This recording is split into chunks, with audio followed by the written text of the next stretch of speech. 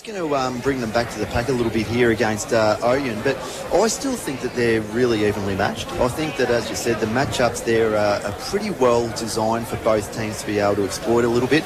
I'm going to be really intrigued, as you said, to see if Talis Buntain does go to Reynolds like we think it will.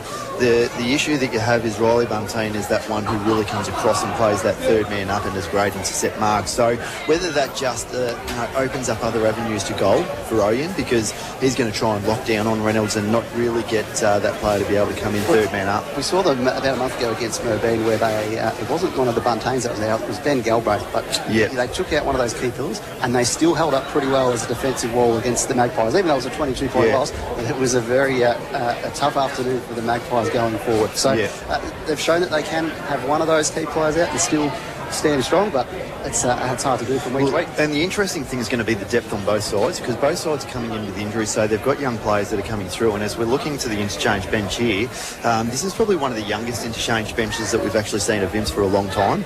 And we know that they have struggled in the reserve grade at the moment. So the depth, probably the players from 16 to 22 on the list, is going to be really intriguing to see which one stands up, because we know that the A-grade talent at both ends is spectacular. Yeah, we've got a colossal clash in the ruck today. This is the one. This is my most exciting part. Absolutely. Dylan Bramage, who's been on fire for the Kangas, up against big Riley Burns. He's been one of the best in the comp for Imps, I believe, between the 99 hitouts last week. In a wet day, it certainly suited the big men. And our man Max the Axe Hollingworth will be keeping charge of all the numbers. Those two will be featuring in the hit-out contest. Be interesting to see where that goes from here.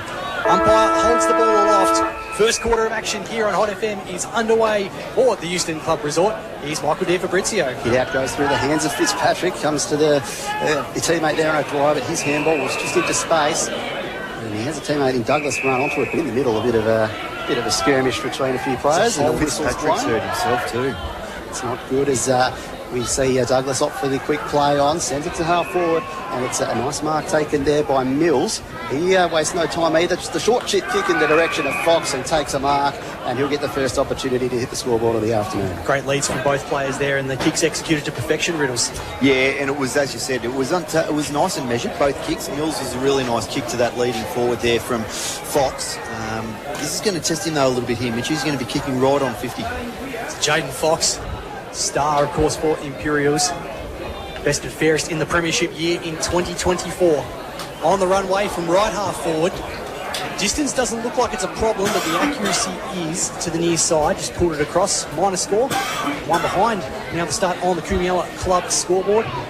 He called it early, didn't he? He was saying that it was going away from the commentary box, Johnny Hollywood, with that breeze, and that's exactly where the ball pushed. So bring back into the field of play by Kane Sherlock, who's been a star for the Kangas coming across from SA this year. The kick wasn't his best, but O'Shaughnessy's going to make it work. Right foot kick long down the line into space. Trying to get the mark going back with the flight. Anyone in particular? I think it might have been Headley at ground level. It's taken away from him. He'll get the clearing kick, but nice intercept mark on the 11th Street flank. I think it might be Bramage who's got it. Kick comes inboard. He's got a free man there in Sam Mead, one of the more improved players in the comp in the last few years. Switches further. Alex Morris, the scoop, loves it from 50. Just checks the kick a little bit. Unselfish, but didn't quite hit the target. Might be a chance for Lonnie Hampton. Great handball over the top. And the Kangas get the first on the board. It might be Headley who's got that one going through. Beautiful finish, but the hands from Lonnie Hampton were outstanding. Ouyen United 1 straight 6. Imperials 1 behind on the Kumiela Club scoreboard. Seeing some quick ball movement out of this one, aren't we, Dan? Yeah, it was, and as you said, especially coming from the outside there, Scoot Morris, who's done it so many times, just running across half-back and just releasing that play on the commentary side. As you said, I'm not sure if he checked his kick, but he looked very nervous going inside, but young Lonnie Hampton just did exactly what you expect from the small forward and rode to perfectly with quick hands. Back into the centre of number 3 Oval. Dwyer just runs onto it, but a big tackle by Ryan Mackay. He's got the run with roll on the accumulator. Big win there, holding the ball. Immediately plays on with the short kick. It's a dangerous one. Ooh. Morris tried to take it down low, but couldn't quite reel it in. He's got Plant there for company as well. Stacks on the mill inside the centre square. John Hollywood on the boundary. Bafati Boomba. Good fast ball movement from both sides so far, not wasting any time. Oh, look, it's absolutely sensational, boys. It's going to be, the ground was in perfect condition. The weather is fine. It's great for football. There's no doubt about it. Who we picked to win, boys? Well, I picked Ouyen United just purely because of the momentum they've got going. I'm not sure about you fellas. Yeah, Ouyen for me, just with the injuries for Imperials. Yeah, I'll probably have the Kangas, although I think Dallas Willsmore's a big out for them. He normally just patrols the wing and racks up plenty of possessions, but as we get things restarted on the corner of the centre square, Douglas gets the handball out to the running teammate, might have been Buntain, who gets the kick away, and then it's just marked on the wing out there by... Looks like Penny's got it. He's sent a long ball towards the forward 50, so 2 kicks and they're inside 50 hips off the hands of Fox. Spills out to the side of the contest. Can someone run onto it? It's working now. I think there was a little dribble kick towards goal, just behind. So the second behind of the afternoon for Imps, who trail Ouyen United, 1 straight goal. Hey, Riddles, you mentioned before Fitzpatrick looking sore and he's been started down a full forward, so I'm guessing trying to get some more out of him if he can't move properly. Yeah, it was a corky that he definitely got either in the knee or the thigh, so they'll try and get the most out of him with those one-on-one contests. There's a chance here for the Kangas from half-back, just hoof it forward. Buntain's got his name all over that, it's a strong mark. Umpire did pay it. Thought for a second he wasn't going to, but he has clunked it. He's going to switch to the left back flank. Ben Galbraith, we know he loves to run and carry the footy. Goes with the short pass, dangerous. Well done there by Adam Grace to get a hand in board. Hampton's got some time, shrugs the tackle.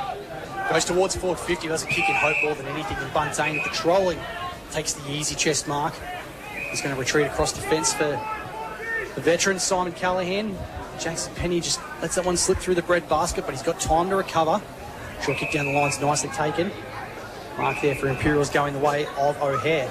He just goes the short ball up the wing, and another mark under a bit of pressure there, this time from Douglas. He's got a 200 game of Colby Hards running around ready to get involved, and he does. Launches a kick up the wing to the contest. The 2 ruckmen are there. It spills out the front though. Imps have a runner to try and collect, but it spills free. And the tackle's laid by Hampton. He might have done enough for holding the ball. Johnny, the Kangas will get it back. Sorry, Johnny, we've watched a lot of footy over the years here, but number 3 is notorious for playing on the 11th Street side of the oval, and with the breeze pushing over there, that's the dead side. Both sides have really got to start to look for the open space here on the commentary side to be able to get some free run forward, don't you think? Yeah, definitely. You can understand pushing that way out of defence, but I certainly wouldn't be pushing that way going into attack. And Ouyen should be bringing it this side of the ground with that little bit of breeze that is there going across the ground. Chance here for the Kangas going to half forward. The goal kicker Headley. Strong contested mark there against Handstock. He's got a man free inside 50. Just overcooked that kick. Maybe a chance at the back of the pack though. Buntain run down. Just did enough to shrug the tackle from Plant. Players pinballing everywhere. Taken down there was Joel Grace, who, after playing in defence for the last few years, has spent more time in midfield and half forward. Nice to see. Starting to come into his own a bit more, and looks like he's put on a bit of size as well. Big man in the ruck, brought done by Branich to bring it down. Handball from Mackay was good. Short kick, intercepted.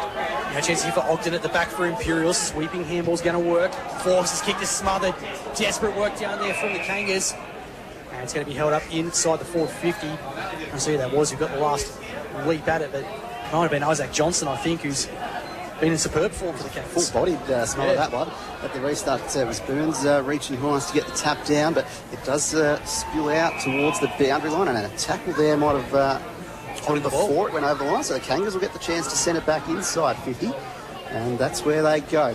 About 20 metres out directly in front to the contest, and there's a hold, and it looks like it's going to be a shot at goal going the way of Headley to potentially get his second. He has in the front position, and Colby Hard's pleading his case. They might have both had hands on, but I think that one's always going to get paid, Riddles. Yeah, no, I've seen more hugs from Colby Hards than my wife in that one there.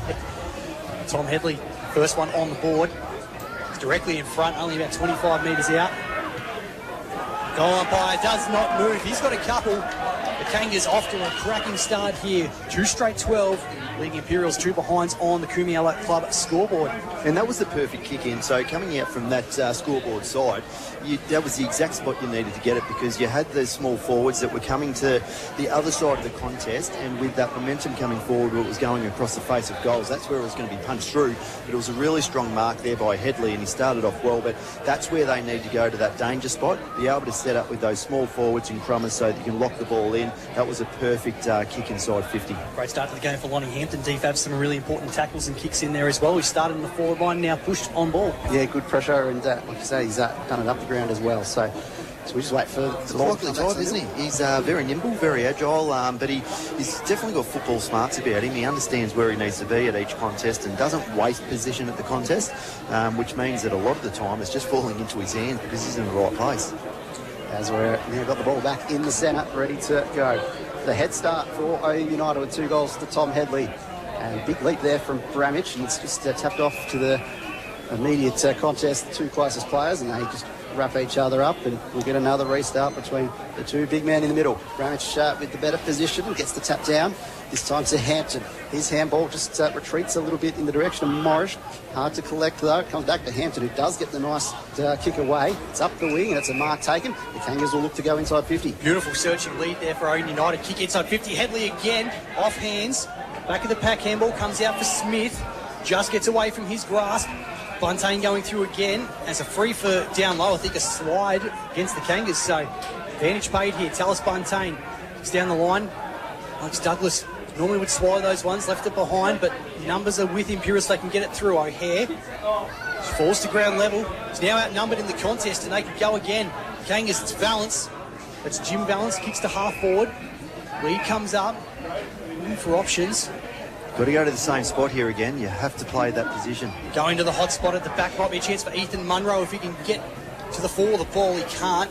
Spiked away from him. I thought it was going over the boundary. It's taken a few extra ricochets before it's gone over. And a deliberate has been paid. Wow. Oh, that's rough, I think, on Forbes in the back line. That's unlucky. It's going to be Adam Grace who's going to take it from right in the point of the pocket. Yeah, there's a couple of tricky bounces to navigate there, so maybe just in 2 minds as to what to do, but the umpire's seen enough intent that which is the measure of it. It's not so much anything else other than whether the umpires decides they intend to. But the kick now from Grace, he's gone for the drop punt. It was always a difficult angle, and just the behind. So 2 goals, 1 now to Kangas. But that was the perfect spot again going in there, Johnny. And as you said, the key to that is because they set up so well inside 50 and underneath the contest that they can, when the ball goes across the face of goal, at the very least get it out of bounds so they can reset again and have another attacking shot out of a contest. Yeah, couldn't agree more. And look, that's in our position on this ground is so important. When you get off centre wing and you're going into this wing or against that wing going across, you go to your centre forward, just like here. Massive mark there over the back of the pack. Well, the free kick's being paid. I'm trying to see who that was. There might have been Young who came over and claimed the mark, but umpire says there was a hold. It's Colby Hards, 200 gamer, kicks into the centre. Bumped away from his intended target. Nice pick up there by Joel Grace, and handball was outstanding. Little sidestep from Hampton was good. Created space for a lead down the pack. Off the chest of the leading man coming out. Johnson. Might have been Johnson, it was. Ball now for Imperials to try and clear it out of defence. And Callahan on stage, a little kick. Well weighted, Jack Mills will take it and doesn't waste any time. Pops it over the top to a free man down on the wing. Chance here for Tannen Hurley. Needs to get it going. Tries to find someone to handball to. Gives it to Ogden. Up as he kicked it. Felt Big Bramich hit. there, didn't he? Certainly did. Wasn't afterwards, was certainly fair. And he's feeling the full effects of it as the Kangas come out wide through Adam Grace. He's got a couple of leads on, goes straight down the guts. That's a beautiful kick for Blake Smith, who drops the mark. Gives Galbraith the chance to go in. He's wrapped up, however.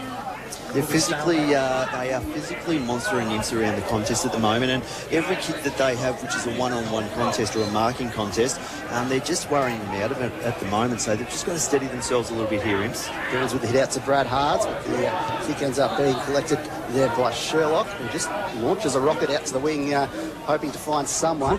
Numbers are with the green jumpers, though, although Hampton just navigates it all best, doesn't he? And See what sprints away 20 metres away from the nearest player in the end, and gets a nice kick up the line there to Bramich. He goes inside 50. A nice lead there presented from Luke Young, who's had a few touches early and might have a shot at goal. He's in the pocket though, and opts to just go to the lead of Johnson, pushed in the back. He'll get a shot at goal closer range. Just 3 kicks in a row. They were all to the perfect position for the leading player there. Riddle's nothing any of the defenders could do about that in that situation. Gee, they look lethal when they move the ball from half-back and they just get a little bit of space breaking away from their direct opponents. They move the ball needle-like, but Hampton, again, the ball falls into his hands because he positions himself perfectly at every contest. He's been really impressive to watch in this first quarter. The little sidestep is out there just to create space has been very important as they end up going unselfishly as Johnson comes across here to Kane Sherlock, who's been dominating from half-back for the Kangas this season. Just drifts into open space, and I don't think distance is going to be a problem here for the South Australian. He'll kick basically on 50, left half forward. He's got Eminem vibes about him, doesn't he?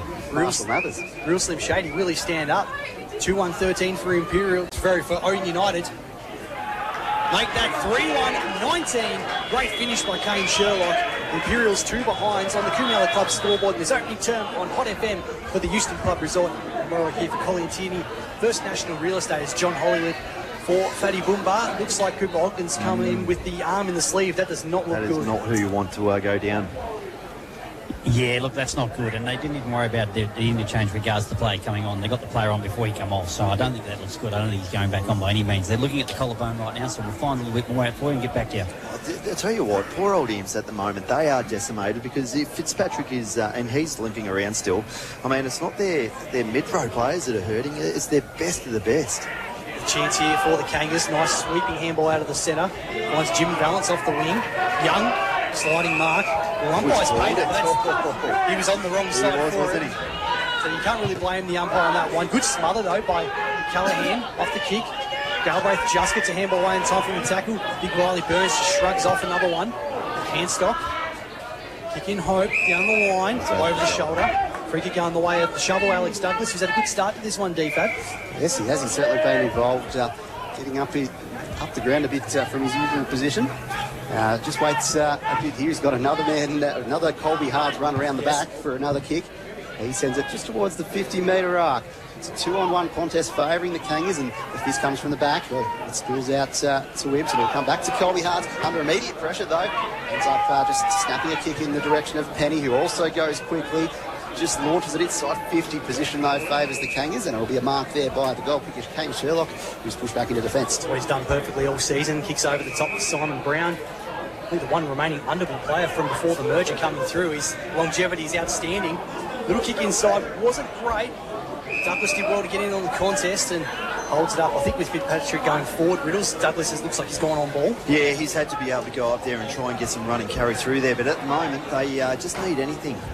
Imps to be able to just give them a little bit of a spark. So hopefully Douglas is the one for them. They're going to try and shovel it out here, Imps, and I think they're going to get a free for a hold of the jumper. It's going to go the way of O'Dwyer. It's a big game so far this season. That's barely 15. Umpire has paid it, though. So when we're talking about Fitzpatrick, who's told to play on. He's hurt. Yeah, he definitely doesn't look like he's hitting the ball well at all. Half volley's in front of Jaden Fox, who does his best to try and keep himself in the contest, and maybe not a bad result for Imps in the end. Held up inside the forward 50. And Trod, Michael D. Fabrizio, John Hollywood, Ben Ridley, Max Hollingworth all bringing you the action today on Hot FM. Tap goes towards the boundary line, and Thompson, we tried to keep it in, but I think it has gone across the line, and I think Riversville looks that Thompson might be starting behind the ball. Yeah, I was just looking at that myself, and I was actually just trying to see if that was Thompson there, but I don't mind that move at all, because again, it's giving that slingshot that they're being able to manipulate through the middle of the ground, and especially through the corridor. With him and Sherlock down back, that's a very strong setup.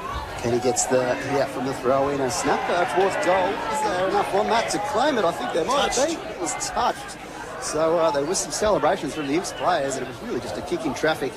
But someone got a hand to it along the way. So it's the third behind for Imperials so far. Yeah, it might have been Hurley, I think, who had the kick and just got the fingernails on it. The Ouyen Utd defender. 3-1-19 for the Kangas.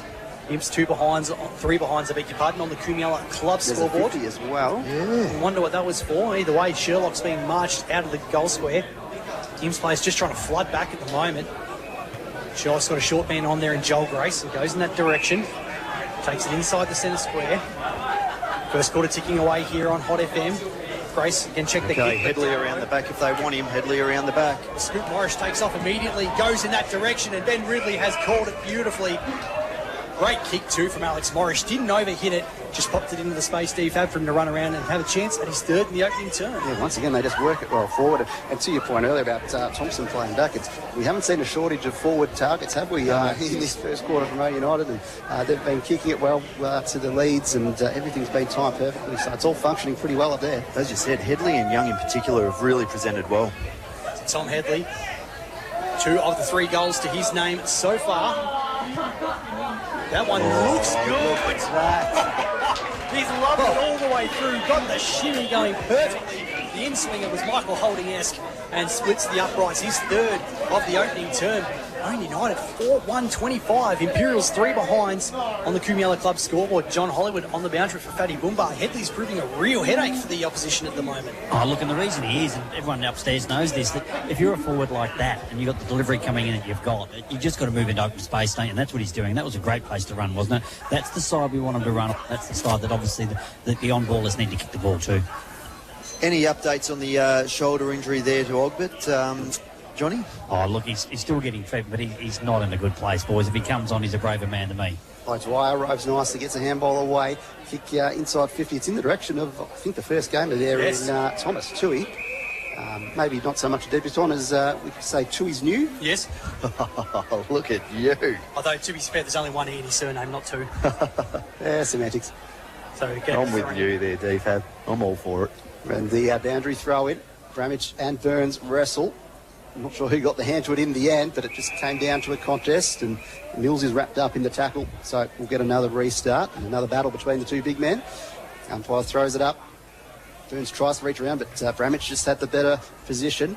Threw a few hands there, and it's Mills out the back collecting, who's got a teammate running around the back also. They're retreating. Hurley gets a handball in the direction of Burns, who gets it to Mills, and they finally get that kick forward they were searching for. It's deep inside 50 to the contest.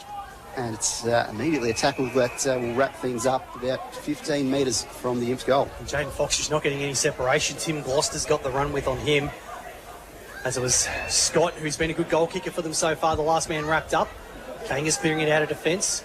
Kick into space. Brown leads the race. Just gets a handball as he's tackled. It's going to be taken there by Burns for Imps. And now Galbraith pops it short. Mark taken. 65 from home. It's Jackson Penny who's got it. I think Galbraith wanted to run around the outside. His direct opponent ensured he couldn't. No crummers there for Imperials at all. So he's going to run off now and just try and swing it in as far as he can. High towards the top of the square. He's going to take a good mark from here for either side. Big fly again from Fox. It's going to be pinched by the Kangas and they clear it out of defence. Long down the line. Headley again the target. Just went a little early. Fell out of his hands. Follow-up though was good. Probably held on a bit long though. Well done by Callaghan, who immediately takes off. Handball down the line. Chance here for Douglas. Wants someone to come to him. He's got the youngster coming through there in Roberts. And in the end, it's forced across the line. Nice father from O'Shannessy there to what was looking like an inside 50. So he's held it up just outside the 50-metre arc for Imperials.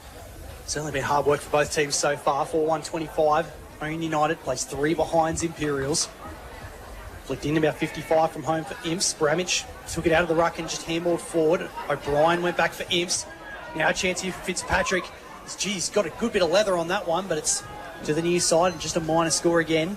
4 behinds on the board for the Green Machine. Still searching for that first goal. Imps have got the 4 behinds, and it's one thing that was looking at going into this game. They are 7th for points per game in the league, so a bit of an imbalance there, although they're number 2. Restricting opposition at the other end. They really need to restructure their forward line. They've got to get a little bit nippier pace around there. Some small forwards in there that can create a little bit of spark.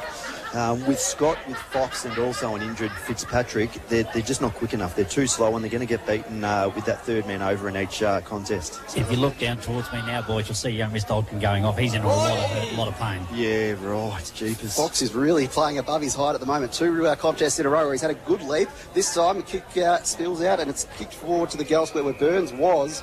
That kind of juggles it towards the boundary line. Might have been smart from Burns in the end, knowing if he couldn't reel it in, he might as well get the throw in rather than a behind. I think it's the first gamer in Tui. He did well to actually bust his way through the tackles. Snap towards goal and put across the boundary line. Thrown in left forward pocket here for Imperials. Bramage just thumps it down. Pinched by Mackay, who had to do the Irish jig to try and get it going. There's a mark. I don't think it was going to be paid. I don't think it went the 15. In the end, he didn't take it, so it's down at ground level. He started well too, hasn't he? Yeah. Showing a bit of something coming out of the 2 side. Pardon the pun. There's a chance here for Kangas. I think Johnson just getting the clearing kick forward. Brad Hard's going back with the flight as he normally does. Escapes past him, but Galbraith will put it back from where it came from again. Towards 25 out. They had his name all over it there. The big man Bramage had just clunked it in at centre half back. They're asking the bigs to roll back here with Imperials bigs moving forward. Stay out of the 50 and let some other players. They're clogging it up. More good ball movement end to end there from the Kangas. It was nicely worked from Mead, and it's ended up in the hands of Adam Grace. Adam Grace, the youngster there, he's going to get a shot at goal from about 40 metres out. Not too much angle to speak of, but real just end-to-end work there from the Kangas. They just busted it wide open, didn't they? And again, the work out on the wing was outstanding. Nice work from Young at half forward too to be able to get up and create extra bit of movement. But that's what happens when you're going in and you're clogging your forward line so quickly. The risk is the release down the other end is into space. It's quick, it's decisive, and this is what happens. Directly in front, pretty much, Adam Grace. He's tugged it a little bit, but it's not too much. It's through for his first goal of the day, and fifth for Ouyen United, 5-1-31, beating Imperials 4 behinds on that Cumula Club scoreboard. Of course, we're here on Hot FM for Ouyen Utd, First National Real Estate, for the Houston Club Resort in this opening term. John Hollywood, I guess it's probably going to be a tough place to be there at the moment, the Imperials bench. I guess what's the movements that's happening down there? Yeah, look, obviously they're down to 3 and that sort of stuff, and, you know, it's got players that are coming in that probably weren't ready to play on your footy in some regards. But look, on a positive, they're fighting really hard, but the leg speed for Ouyen is incredible. It really is. Forward and back, boys. We resume the ruck battle in the middle, looking forward to Max Hollingsworth's stats between these two big men. On this occasion, Bramich just thumps it out of the ruck, and in the end it's roved by Burns. So the stats between these two are going to be interesting to hear, as diving in a nice position there was Munro. That just helps work it forward for the Kangas. It's at half forward. Brad Hards lays a nice tackle, and he'll get held up directly in front, about 45 metres out from the Kangas, who have had a lot of good ball movement in that forward 50 so far. Less than a minute of game time left until quarter-time break, as Imps just trying to get it out. The umpire nearly called a throw. He decided to leave it in the end as Forbes, back of the pack for Imps, kicks it wide, looking for the youngster in O'Brien, but it escapes him. Out of bounds, only just outside of their defensive 50 arc, left half forward. Ouyen United going to the right of your radio dial. Great start for the Kangas, 31 plays 4. And there goes the siren for quarter time. What a start it has been for the visitors. As we said, 5-1-31. Imperials 4 behinds on the Cumula Club scoreboard. The team also licking their wounds on the injury front here already in this contest. On Hot FM, the first term brought to you by the Houston Club Resort. We're here for Ouyen Utd, First National Real Estate. We'll go back to the studio for some messages from our valued sponsors, get some numbers from our man Max the Axe Hollingworth. Johnny Hollywood will tell us what was happening at the huddles. We'll be back for the second quarter on the other side of this, on your home of live local sport in Sunray. There. He said, as much as there is a little bit of a breeze going across, because I'm not attuned to always defending that side if we're open on this side. Let's look for our open run and let's work a little bit harder. He just wanted more run, basically, to offset theirs, but mostly basics, boys. Beautiful, thank you for that, Johnny. Before we get into this one, DFAB, you've got some scores from the one other game that's happening today. Yes, split round, obviously. Irimple 5-2-32, leading Redcliffs 2-1-13. So hot start for the Swallows. Absolutely, as the second term. Let's get underway here for Club Aquarius at goal here on Hot FM, and Bramich thumps it forward again for the Kangas, but so Dwyer, who gets the kick forward, clearing away for Imps. Intercept mark, thought was taken by Thompson. Umpire lets it go. Isaac Johnson, left foot kick to the 11th Street flank. Jim Valance trying to mow it down, get away from his opposite number 17 there in Hurley. Handball off to the big man in Bramich, who just trots inside towards forward 50. Kick didn't hit the intended target. Imps get a chance to try and clear it forward. Off hands, and it's going to scuffle its way across the boundary line. Still just inside Ouyen United's forward 50. And get a boundary throw in. Riddles, what were your thoughts on the opening term? Yeah, just thought the run and carry there from half-back, and obviously using that space, not only through the corridor, but on the fat side there from Ouyen, was what probably got them through with that 5-goal lead. But we're just seeing a wounded team here in Imperials, and as you said, they're certainly not disgracing themselves around the contest. It's just the lack of cattle that they've got out there. It's thrown up again. Yeah, Bramich with the hit out there. Comes out the back. Bramich was ready to run around. In fact, the free kick's gone the way of the Kangas. So Bramich has sent it towards goal. Nicely done from the big man, who's moving beautifully early in this game. And the Kangas extend their lead. It's like watching the Statue of Liberty just rolls around on its own. The big man just decided to go himself, and why wouldn't he? That was a beautiful kick on the run. Great finish. He's got his first. Ouyen United had their sixth. 6-1-37. Imperials 4 behinds on the Cumula Club scoreboard. About 2 minutes gone in this second term. Johnny Hollywood, what a finish that was from Bramich in the end. The big man knows how to kick. Big man knows how to do everything. He really does. I'm quite surprised. Like, noticed with Mr. Bramage, he played a lot of South Australian footy last year. We didn't play a lot of senior footy. The guys behind me are clearly saying that they've never, they obviously think he's really, really fit and dedicated to the cause. Great Nick, he can play footy. And another Bramage hit out there in the middle, and it's run out in the end through Valence, who sends it towards it's a good position in the forward pocket, and read well there by, I think it was Brad Hards at the end. Colby Hards, sorry. There's Brad Hards getting the running ball. He kicks it up the wing to the contest. Reagan Scott's front position, but a nice, confident double fist there from Luke Thompson to send it over the back of the cars, and we'll get a boundary throw in on that far side of the ground. Gee, Fitzpatrick, boys, he is really limping here at the moment for Imperials. He's just hanging out the back of the contest, isn't he? It's a free kick, I think, going the way of the Green Machine, and handball sells Burns into a bit of trouble. Hurley trying to find his way through, just gets a handball off in time to Burns. Down low, Brad Hards around the corner, high up and under. Douglas might have taken it. Well done by Bramage again, who brings it to ground. Douglas taken by Thompson. And it's going to be a stalemate right on the forward 50 here for Imperials, who desperately love their first on the board. 3 minutes gone. Second term. On up again. Burns wins the tap down. Well done by Scott to evade a would-be tackler. Now Penny. Right foot kick, just sits it up. Sherlock's got the sit at the back and had his name absolutely all over that one. Fitzpatrick just can't go with him, unfortunately. He just can't get that gallop up. But they're setting up so well behind the ball here with their numbers at Fox the moment, was just surrounded by 3 or 4 blue and white jumpers in the end. Timmy Gloucester made life hard there for Adam Grace, but lucky enough he got his fingertips to it and out of bounds for a throw-in. Right half forward here for Imperials. But I can just see the defense, they're going to try and shape as much as possible to have Sherlock playing on Fitzpatrick just to try and get that loose man there. Yep, certainly an advantage as the ball's thrown in out of the contest. It's kicked away nicely by Alex Morris, though in the end it's read well. And Imps will retain possession just on the edge of the centre square. That kick goes inside 50. O'Dwyer comes in to get a hand to it. He might be able to juggle in the mark in the end. He came up with a spoil, but had a decent piece of it. Surprised even himself, but didn't convince the umpire. It's a ball up. Reagan Scott contesting it up against Bramage, and does well in the end, the Imps player. Spills out the inside of the contest. Hampton's the one through traffic again, just looking calm and composed. He sees a man in Munro, and he takes a nice mark in front of Colby Hards, and he'll set up along the wing. Inboard. Short pass here for Joel Grace.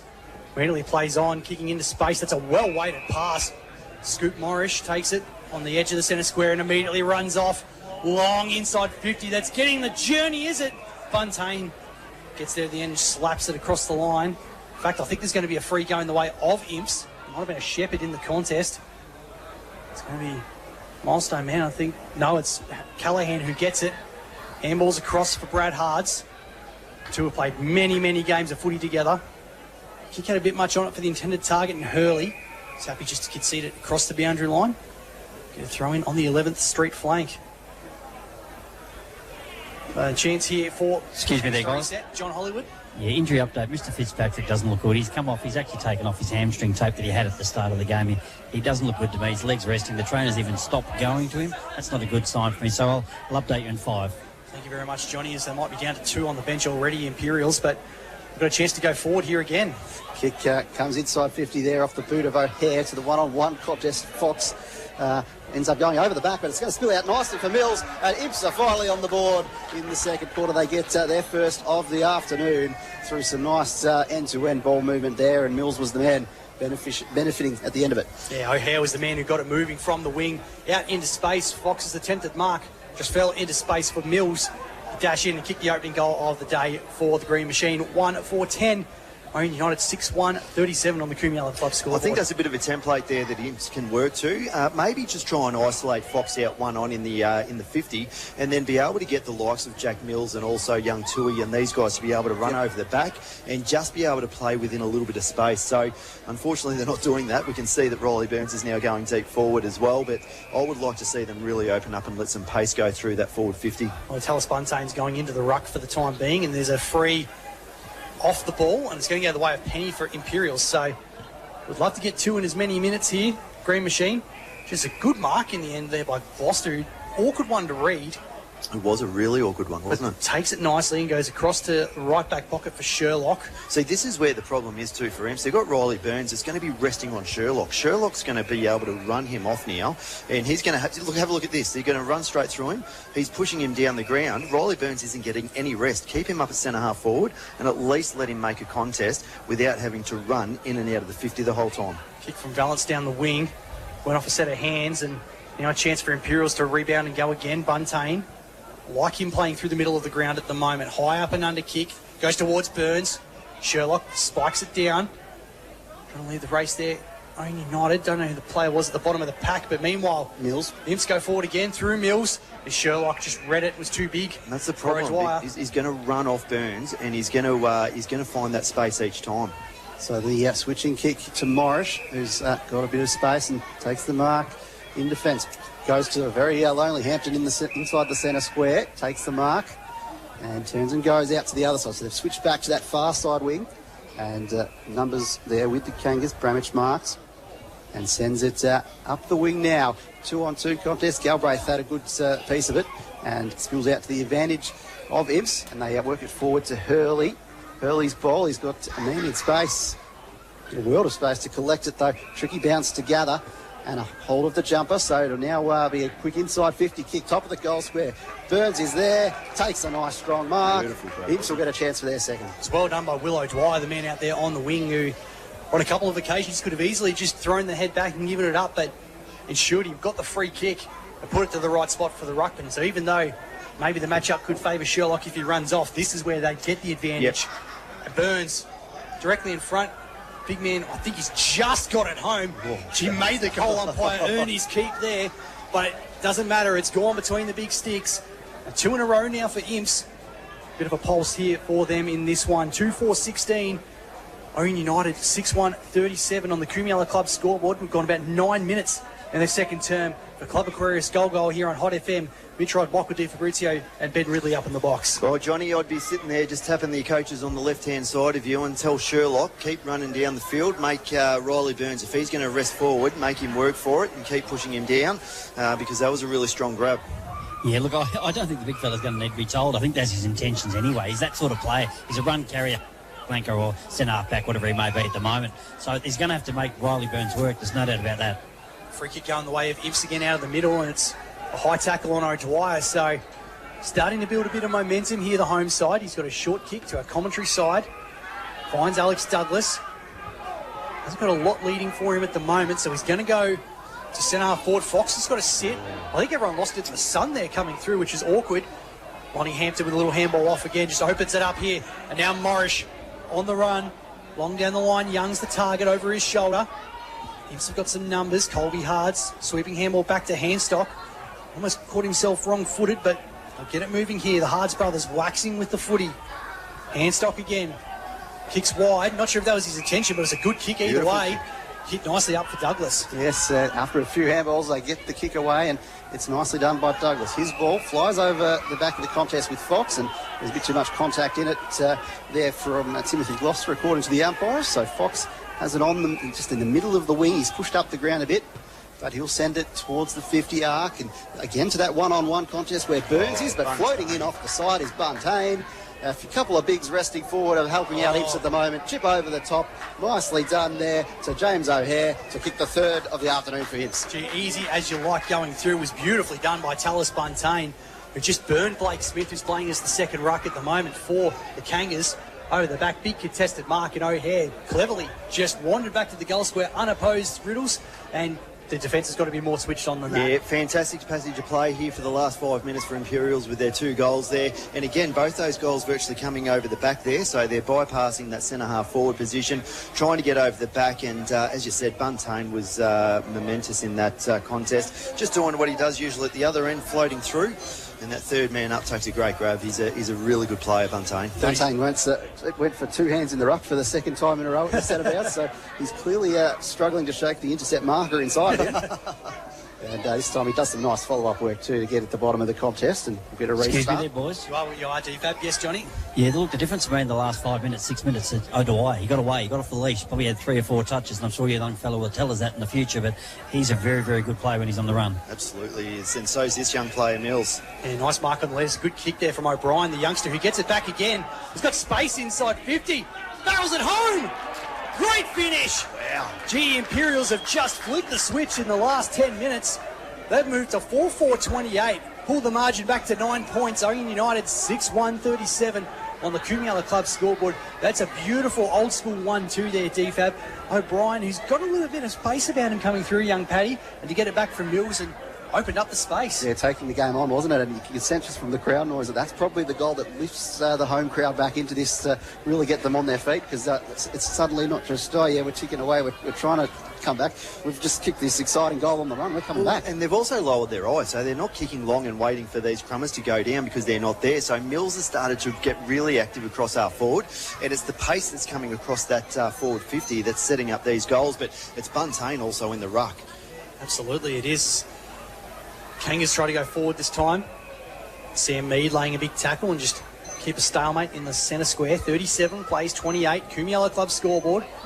Second term of Hot FM footy for Club Aquarius goal as Imps look to go again. Well, it's pinched there by Jim Valance, who's had a good term. He'll kick to centre half forward, but well done by the experienced Bradley Hards. Goes back with the flight at centre half back, takes the grab. Goes to the 11th Street flank. Got a man on it there. I think that might be O'Dwyer again, who's really coming into it in the last 5 minutes or so. Wheels and goes. It's high to centre half forward. Awkward one to mark. Sherlock had his name on it. Good spoil by Mills. Balance trying to bust his way through for the Kangas. It does so. Up to Morris, who's running down the ground, streaming away. Long kick over the head of the inside 50 target there in Wisniewski. Pushes his opponent over. Follows up again. Callahan just calmly and methodically working his way through it. Galbraith. Interesting, taking a few steps. He just got it away in time. Great kick too, under pressure. Almost the full 15, but did it beautifully, and now Imps can go again with O'Dwyer through the middle of the ground. Got Bradley Hards to collect the quick handball, and he sends it out in the direction of Forbes on the wing. Takes the mark, goes quickly. He's got Mills, who just has to block out the sun, but reads it nicely in the end, and he's got a short option on the lead inside 50. Some more end-to-end ball movement, and a mark's taken about 45 out from goal.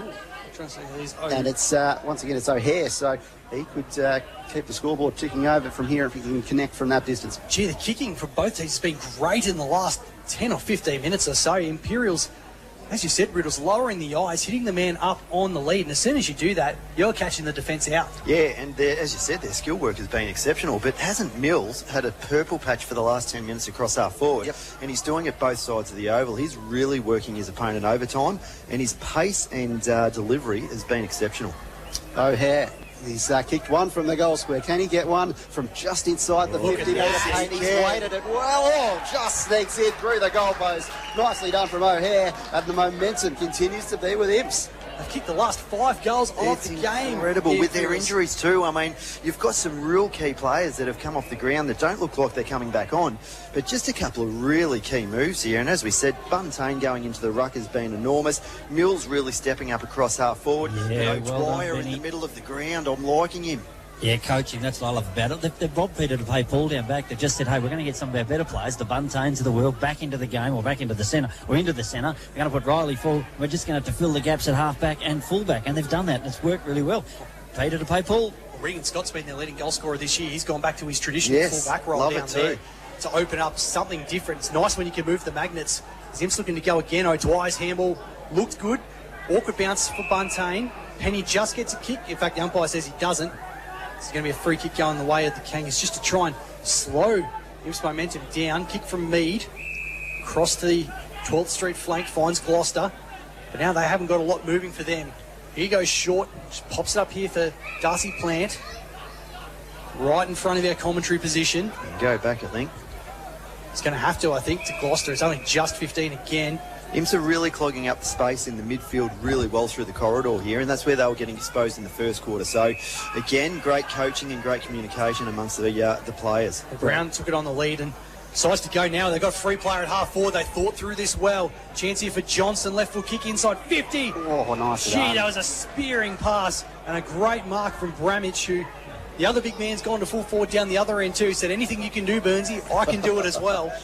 And now he gets a chance to line up only a slight angle, have a shot at goal, be his second of the term. Kicked a beauty early on in the quarter, DFAB, but that one, a beautiful bullet pass from Isaac Johnson. They thought through it well, the Kangas, didn't rush, didn't lose their heads, just kicked it nicely. So for a more traditional set shot from Bramage, he comes in, starts it very low, but it's done enough to float through, and a much needed goal for the Kangas. Bramage delivers his second. Well, unlike last week, Riddles, where of course it was a wet weather footy day, it was very much about the desperation, the hard work. Skill level on today so far has been outstanding. Right across the ground, and as you said, it's the lowering of the eyes and those spearing kicks going inside 50 and hitting up those full forwards. We've been really spoilt in this second quarter with some great delivery by both sides. Yeah, I'm just going to say how good the forward 50 entries have been from both sides. Yeah. And it's the players that have a bit of pace, it's getting kicked to them on a lead. The big man, it's being kicked to them in sort of a nice one-on-one contest. Buntane's now gone forward, boys. Well, there we go. He's doing it all out of the middle. The ball evades all ruckman, so it's up to, I think, the Dwyer to get the clearance away. He's kicked it nicely to the first game. He got a fair piece of it there, but it spills out to the end, and O'Dwyer will collect again. He continues moving it forward. That one just evades the man we mentioned going forward, Buntain. Although he might get a second chance, but the handball is over the boundary line, so throw in just inside the forward 50. I like Buntain forward. Now there's real agility. You've got a much smaller forward line and a much more agile forward line here for Imperials. He can take the ruck here too and let Burns just sit behind the footy. He does. He was 5 metres away from it, but he made a charge for it, although Bramage then uses his better position to get a handball away, and the Kangas clear it out of danger. Now Isaac Johnson with another bullet pass to Luke Young. Takes the mark on the chest and has an option moving up at him. Headley, who kicked 3 goals in the opening term. Johnson's just overlapped again and gone forward. So, again, this is gameplay they've had so far in the first half. The Kangas not wasting the footy until they find an open space. Keep an eye out for Scoop Morris here, boys. This is his bread and butter, isn't it, Riddles? As Bramage, the big man, it's a beautiful kick from a bloke of his size. Switching defences, goes to O'Shannessy. Now to Sherlock, who's got some open space down the line. He's got a short option in Harry Scott. Have a look Decides to go more inboard. Who's got it? Oh, the kick didn't quite hit the intended target, but they've got time and space. Handball comes back to O'Shannessy. High up and under. Burns has got the sit for Imps. Bringing it down there was Young.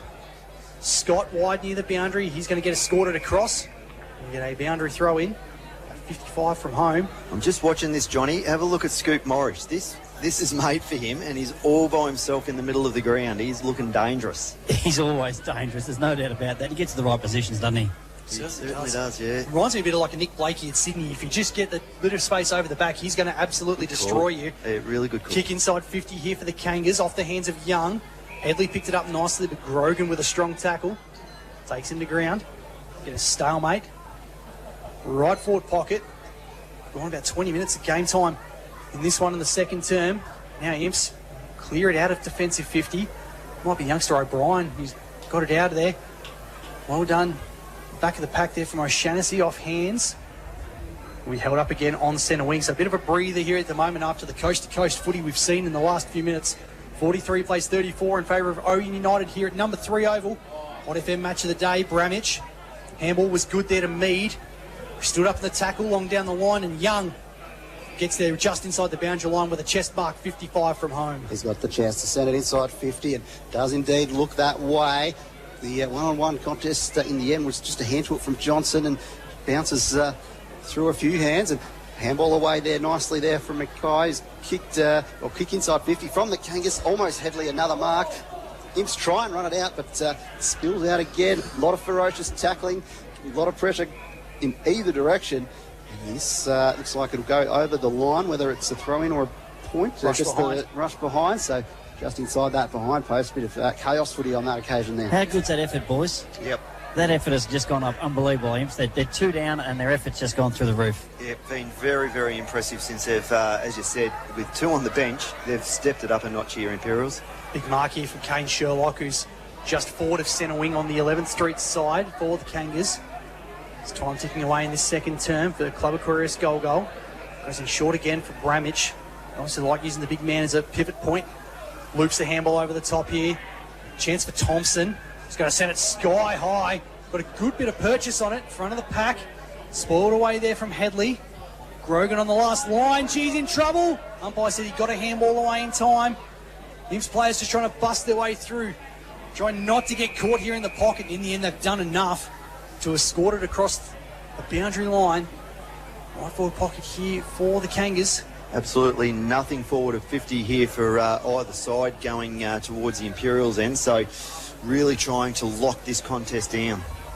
As we see the boundary throw in. Burns at the back of the contest and in the end beats both ruckmen. And it's held up quickly there. So it's a free kick going the way of Imps. So they'll Galbraith will just hold it up and says calm down to his teammates. I think he knows it's late in the quarter and they don't want to do anything too silly. He kicks it out of defence. It's going to favour Sherlock though. He's had his name all over it. So the kick out of defence is immediately marked by the Kangas and Sherlock will get a chance to send it back from where it came. Goes to the contest. The big ruckmen are there. There's a big fly. Comes off hands to Brad Hards though at the front of the pack. And he's got a runner out the side and he'll choose to share it with O'Dwyer, who kicks the ball out to the wing to the contest. Whistle's blown though. Bit of a hold. And so Imps will get the chance to keep moving it up that wing. O'Hare's had a good term here for Imps. Where they've got to exploit over the top the space that they've got. O'Dwyer on the run, got the handball received, little chip inboard. She had a push after the kick, so umpires played downfield, which only gains about 15 metres of territory, but slightly more central, so O'Hare will take it again. He's 60 from home, not a lot of time left. In fact, it's Forbes who's going to be the man who has the ball in hand. He's got Brad Hards very short wanting it. So it's going to go inside 50. Buntain at the backs by himself. I reckon he lost it to the sun. He lost it, didn't he? He did, and Sherlock takes the intercept mark. Big chance gone begging from defence before for the Imperials. I think Galbraith went down the far wing, but O'Dwyer was free at centre half back and let him know about it too. As I think it's Johnson who's got it in half back here for the Kangas. But just to go back to Bramich, who's the last line of defence, very much their MO at the moment. Riddles, they're just happy to hold possession, not spray it too fast if they don't have to. Yeah, they're just, as you said, locking this down and making sure that they can find that release because there's a little bit of a zone set up behind the ball that Imps have played with in this second term. So if they do go long down the line, they're just going to be intercepted. So they've set up really nicely, the Green Machine. Johnson finds Mead and almost, as he collected it... Before the boundary line, almost got it back. So either out of bounds boundary or it's a mark. Boundary throw. Yeah, you're right. Which one is it? Got to be one of them. Yep. Boundary, split the middle. Throw in. But gee, the work right there of Johnson, who had it in the back pocket, just sprinted down the wing defab. Absolutely. As it comes back in, we've got Bramich against Burns, but it just falls short of the ruck contest. Burns with the follow-up tackle, and we'll get a restart on the wing, not just outside the centre square, as we are in the late stages of this second quarter with Imps fighting back a bit this second term. It's still trailing with 9 points the difference. Out of the contest, it's Douglas with the handball. Kicked away by Penny up the line. Has he got a marky target? I think everyone's kind of losing it in the sun at the moment. Just landed in between all the players, and Darcy Plant will get wrapped up in the tackle. 55 from Imps goal. Thrown up, no one rucks there. As O'Hare just tries to bust his way through. It's going to ricochet up to Joel Grace, who takes his time. Pops into the middle of the ground, wants a good lead. It's a good spoil away from Galbraith, who could follow up if he needs to. Buntain, he was free. Him coming. He had no idea that Sherlock was coming. Got the handball away in time. Little shovel handball from Thompson was good. Morrish and down low. Mark taken there by Harry Scott. Goes back to the former skipper in Morrish. Long kick down the line, raking.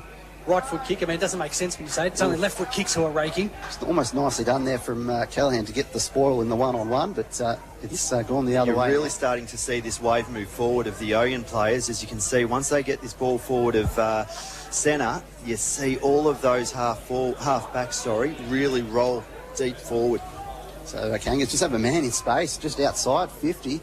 And short ball in the end was intended for Hampton, but just off the side of the boot. It must have gone to Forbes in the end, and he's got Galbraith in the middle. A bit of run from Imps, almost end-to-end opportunity here. It's inside 50, spoil out the back, and might have collected a bit of the shoulder there. So it's a free kick going the way of, is it O'Hare that's pushed O'Dwyer, forward? I think. O'Dwyer, sorry. And 50 as well. And I'll tell you what, there would be probably 30 seconds left on the clock here. Gee whiz, it was O'Shaughnessy. I thought I actually got a good fist of it with the spoil, but the umpire said the arm lingered a little bit too long. I reckon he told the umpire what he thought of the decision. And O'Dwyer, who's had a brilliant second term, has put that one through, and Imperials have cut the margin back to just 4 points, 6-4-40. Ouyen United 7-2-44 on the Kumiala Club scoreboard. We have ticked away to about 26 minutes of game time now. John Hollywood on the boundary for Fatty Boomba. You can't really afford to be too undisciplined on game days like this because they're going to make you pay going either way. Yeah, look, exactly. The decision was 50-50. I'm not sure if it was there. If it wasn't, the umpire was closer than I was. It was over the shoulder. Yes, maybe it was. But as for the discipline-wise, you just got to leave it alone. Don't let him give you something like that and let him kick a goal with, as you said, probably about 30 seconds. But O'Dwyer, boys, he's the one that said, jump on my back. I'm a little bloke, but jump on anyway and I'll take you there. Tell you what a gutsy second quarter here from him. It's been phenomenal. So Burns with the hit out in the ruck. It comes to the bottom of the pack, and Burns roving as well, trying to get on top of it. The handball away favours the Kangas, but that'll be the half-time siren, and the Kangas will be happy that it's arrived. Yeah, absolutely. Despite being down to 2 men on the bench, Imperials 6 goals to 2 in that second quarter have put themselves right back in this contest. Ouyen United 7-2-44, leading Imperials 6-4-40 at half-time.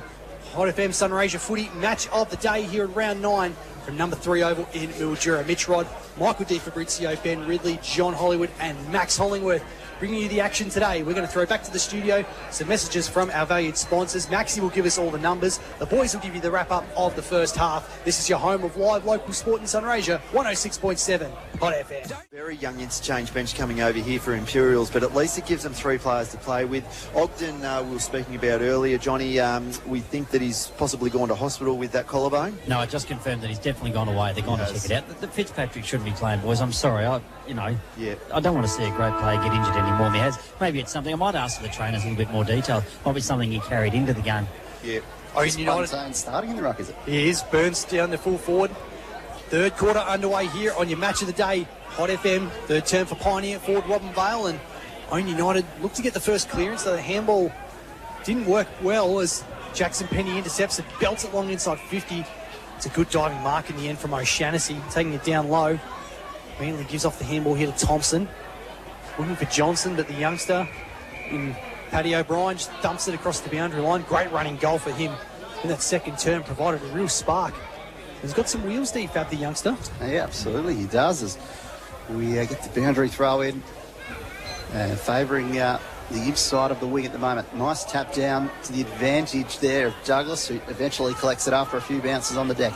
He's got Buntain charging through, and he has a handball out into Forbes, who gets the kick forward. It's almost enough to be reeled in by Fox, so he's got to run around 2 opponents now.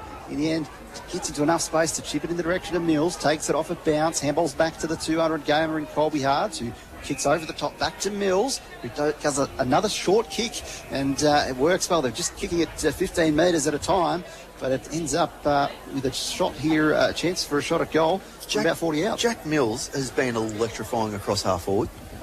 The little kicks there, as you called, D-Fab, they didn't look like they were gaining much territory at all, but in taking a little bit off them, they've actually been able to work into space, and now it's Buntain, who, as you rightly said, started in the ruck in this second half, on the runway to give Imperials the lead. And it's to the near side, kicked it like a backman, and through for a minor score in the end. 6-5-41, Green Machine, 7-2-44, Ouyen United. Go on about 3 minutes in this third term here on Hot FM Sunraysia footy. Ball in the hands of Isaac Johnston, just spears the ball down the line. Kane Sherlock got a fistful of turf in his teeth, I reckon, as he took it. Handball's off to Morris, who just runs down the channel. 2-on-1 here in favour of Imps. Well done by Blake Smith, who's outnumbered, brought the ball to ground. Inside 50, made Imps work for it. Galbraith did that beautifully. He's got O'Hare on the far wing from our commentary position. Just pops it up, high up and under. Douglas is all by himself here at centre-half forward. Gee, it might go in that direction. Oh, he smothers that kick. It's beautifully done. Drops the O'Shannessy kick downwards, gets a 1-2 and goes back again. Got a man deep in the pocket. The shot at goal here for Imps. Fox. Oh. Well done by Gloucester. He just appeared like a thief in the night from nowhere. Thumps it across the line. I think got one to the ribs for his troubles.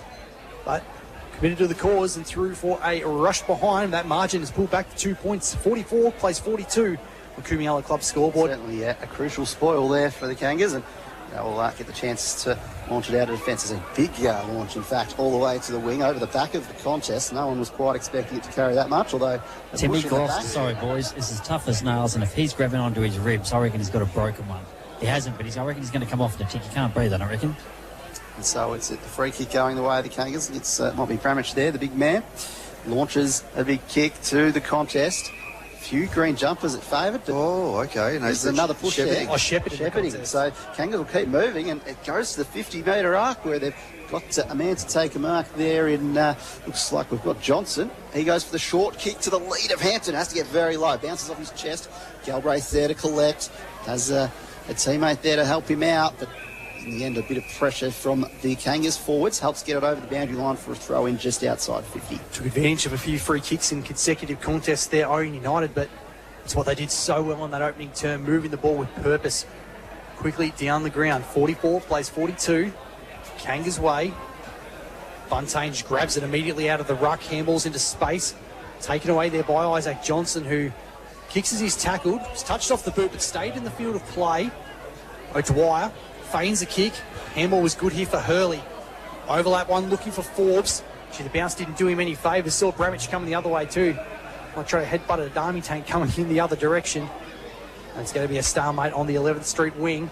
It's a real intriguing watch here just with Ouyen. They seem to have gone into their shell a little bit here, and they're second guessing even at the contest. So they've just gone away from that real slingshot fast moving game, and you can even see it here now. They're really second guessing where that next possession is going to go to. It was a really nice hit out from Burns in that last ruck contest over the back to Douglas, but in the end couldn't get it to a teammate. Ben Galbraith did nicely on the contest, just kicks down the ground. Handstop taken away from it. Galbraith goes again, just gets a handball off in time. Fox dances through a couple, goes around the outside again. Chance here for Douglas. The shovel chips inboard, looking for Mills. In the end, just a little bit too inboard. Mark has been taken, intercepted here. I think it's Darcy Plant who's got it. And Ouyen are really stagnant. They're not moving across the ground like they were in that first quarter. They're not really doing anything other than clogging up space. So they've got to get a lot more run when they don't have the ball in their hands to be able to present and provide options further down the ground. Grace with a short kick to Sherlock, who's opened it up down the centre of the ground. It's Mackay. Takes it a true centre half back. Little left foot dink inside works for a diving Jim Valance. Just moving it forward incrementally at the moment, the Kangas. Pops it up into space. Over the back. Johnson was the intended target. Had too much on it for him. Follow-up tackle was solid, however, and takes his direct opponent into the turf. And we'll have another ball up. It's really slowed down this game here at the moment. Tap out of the ruck from Smith was nice for the Kangas. Fox, who's moved up on the ball by the looks of it, gets the ball away in time. Chance here for Imps down the line. Burns, too big there for Gloucester. He's going to wheel and go, the big man. He's showed a good set of heels. Kicks to Forbes, who slipped over at the wrong time at centre half forward. Grace, though, overran it. Handball off to O'Brien. That's cleverly done. Well, almost. He had O'Dwyer there by himself. Unfortunately, his direct opponent was Kane Sherlock, the intercept king. Takes the mark and goes down the line for the co-coach and Thompson, who just holds up play a little bit further. I really like this setup of Imps with a much more open forward line and Burns higher up the ground. As Kangas move it through Headley. He goes the high ball to a teammate there. Might be Johnson yet again getting involved. Just outside the 50-metre arc. He goes for a short kick. He's got Hampton to take a mark and looks to move quickly. Runs around the defender. Sends it deep in the pocket where there's a nice mark from Johnson, who's pushed up. And not for the first time, as his running effort after a disposal has been very good today, and he's getting himself into the right positions. Actually pretty well done from Jackson Penny on the mark there with Lonnie Hampton, because he knew he wanted to come inside and sort of stopped him. But he's gone short to Headley there. He has too. Headley, it's a bit of a better angle coming up for him, looking for goal number 4 of the day. But you are spot on there, Mitchie. He actually made him go back and retreat. But that shows the skill of Hampton. He could stop and actually go back to the other side of the pocket to find a target. Yeah, no, Penny's been really good today, actually. So Tom Headley, 3 of the first 4 goals of the game for the Kangas. Looking to kick the first of the second half. Only slight angle. He's got it. Important one there for the Kangas. Get off to a better start in this second half. 8-2-50, leading Imperials 6-6-42 on the Coomiella Club scoreboard. As we said, goal number 4 for Headley. John Hollywood on the boundary for Fatty Boomba. Lonnie Hampton's class has been outstanding today, and again just sets that one up going inside 50. Yeah, went off the ball in the second term a little bit, though. I thought he got tagged out of the game in the second term, so they pushed him forward. He's obviously very effective up there. One-on-one up there suits him down pat. That's Headley's 12th goal of the season, bringing him equal with Dallas Willsmore as the Kangas' leading goal kicker. He's a beautiful kick for goal too. He's got a really nice relaxed style about him and never really looks like he's going to miss anything. Yep, that's right. As we get started in the middle yet again, as got, I think it was Buntain with a big leap and comes down to Douglas, and the man that's been moved on the ball in Fox gets a handball away. Found the teammate there in Penny that the disposal was under a lot of pressure, although they do well through Forbes, and then the kick forward comes Brogan, I think. Brogan it was. In the end, though, Free down the field. So that's going to be to the advantage of Ibs, and they'll get a shot at goal. It's looking like not much angle to speak of, but a bit of distance perhaps. Yeah, Riley Burns, the man who's going to have the footy here. I don't think the distance is going to be an issue. Handball's off to Will O'Dwyer from 50! Hits the post. Gee, it looked like it was travelling nicely there, but into the upright.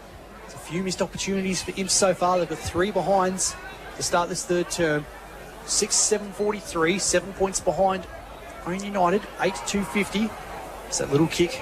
Centre half back is good enough to dissect the Imperials defenders. Finds Joel Grace, who wheels and goes. Handstock did well to hold his possession. Big tackle laid on, I think, Galbraith coming through. Now at the back of the pack, it's Sam Mead for Ouyen United, kick down the line, and umpire said it's not downfield, so the ball's going to come back to where it was, and Tom Wisniewski. So that was the first time that they elected to go through the middle and then back onto the commentary side. So again, open up that fat space of the ground, and it gets them again inside 50 nice and quickly. Ordinary looking kick from Wisniewski, but the chaos ball could work. Handstock at the back.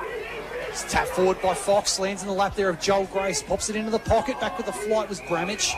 Scott just spikes it away and out of bounds in the right forward pocket. We've seen quite often, DFAT, the Kangas want to push wide and open up through the middle of the ground. They're happy to use the wing a little bit more on this occasion. That's right. It gets a boundary throw in deep inside their forward 50. And it's Bramich over the back with the spoil. The hit out. Comes down to the advantage there of Johnson, who goes left, goes right, and swings around to set it up directly in front, setting up a big fly, but can't be reeled in. Tackle there. Taken there by Buntain, who's wrapped up immediately by Wisniewski. And we'll get a ball up directly in front of goal, but about 30 metres out. Yeah, Bramich almost had his hands all over it, but couldn't quite reel it in. Burns wins the tap down to Douglas. Kick's been smothered.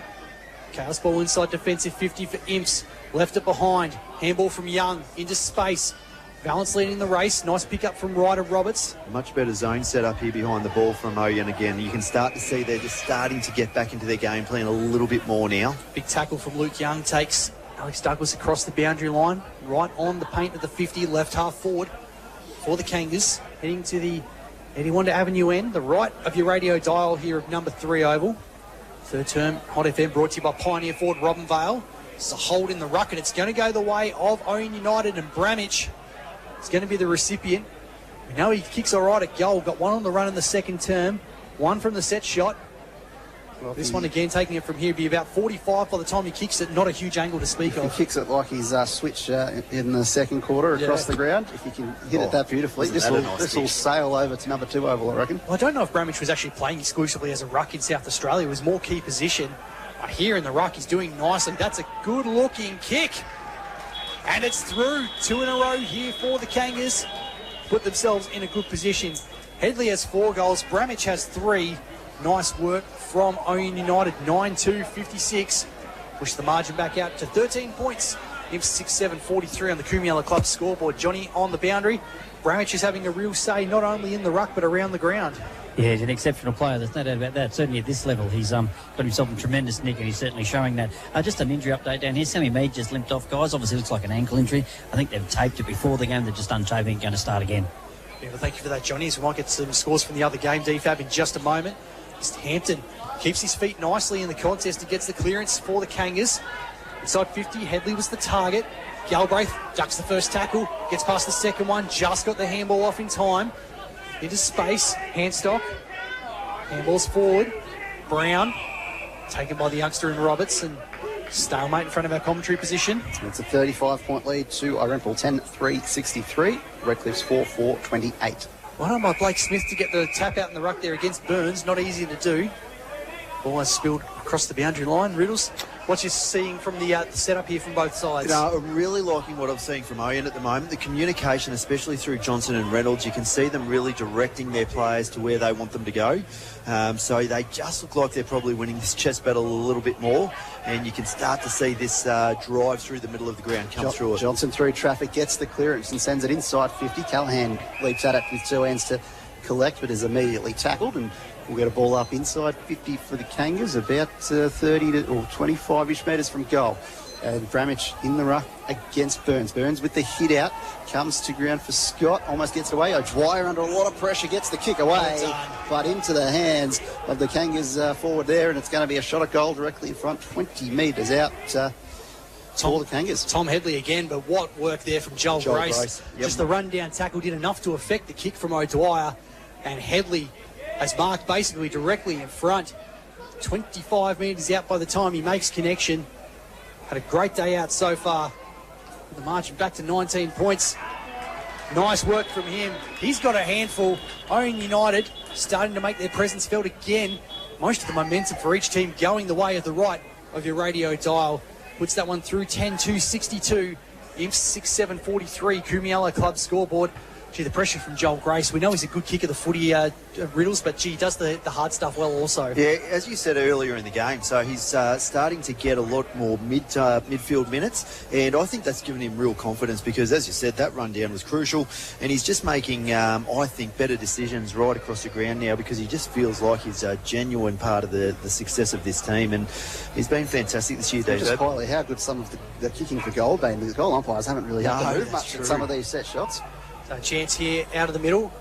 Kangas looking to go again. Dragged off the ball there. Might have been Grace. Now Imps. Brad Hard's handball was good. O'Dwyer. Inside 50. Sherlock taken immediately by the first game at Tui. There's stalemate. Just inside the forward 50 arc here for the Green Machine, who love to get one here after conceding the last three. Buntain went up high in the ruck. Another double-handed hit out to himself. Some habits can't be broken. Is he an ex-basketballer, do you think? He's going for the dunk, you reckon? He could be. Bit of Wembanyama about it going through. There's another stacks on the mill inside the forward 50. Umpire says, give it to me. Just taking a bit of sting out of the game here at the moment. Tui's almost got a run with on Sherlock, I think, at the moment down there. Buntain wins that one out. Off hands. Trying to spin their way through for Imps. Couldn't do it, holding the ball. There is Sherlock, who dragged down Fitzpatrick, who still looks sore at the moment, having to push down the ground. Short kick to Lonnie Hampton, who's been a class operator today. Again, the Kangas not willing to waste the footy, just want to hold possession. 11th Street flank. Kick didn't quite have enough for the intended target in Johnson. Nice spoil going back there from Penny. Sees it across the boundary line. We'll get a throw in. Yep, so on that far side wing, and we'll have it thrown into, it looks like Smith. Smith will contest for all the Kangas, and Burns for Imperials. Launched in, and Smith with front position, but two hands out of the ruck is Burns, who gets the kick forward straight away. Big thumping ball, falls at the feet of Fitzpatrick, and there is an in-play that's able to run onto it, but it's immediately tackled right next to the boundary line. Interestingly, that's the third immediate tackle on O'Dwyer here. As soon as he picks up the ball, he has been hotly contested, so... O'Dwyer's got the free. What's that on for, the Johnny? Have you seen that? Is it a sling or...? Oh, to me, head high when he wasn't even in the play. Okay. Well, he did the right thing and cut back inside, finds free Jackson Penny. He's a lot further out, but much better angle to speak of. He'll take the kick from probably on the 50-metre arc, right half forward. One that Green Machine desperately need after conceding the last three. A big kick here for Jackson Penny. As you said, Will O'Dwyer, they've got a real clamp on him at the moment, but he's trying everything he can to bust through the pack. Penny, high up and under, might not make the distance. In fact, it's still in play, is it? I think that's it's gone across. That's a good finish from Jackson Penny. Didn't quite look like it had the legs. A great finish in the end. Got the journey and won. Imperials desperately needed. 7-7-49. trailing Ouyen United 10-2-62, Coomiella Club scoreboard. I would be interested, Johnny, to get your feedback. It just seems like it is holding up a little bit more to the left of the dial here. Is there a little bit of a breeze that's going against that end? Well, if there is, I certainly can't feel it at ground level. I haven't got my jumper on either side, I feel it on my skin. And if you look at the big trees across the road from us there, none of them moving too much. No. So I'm not sure.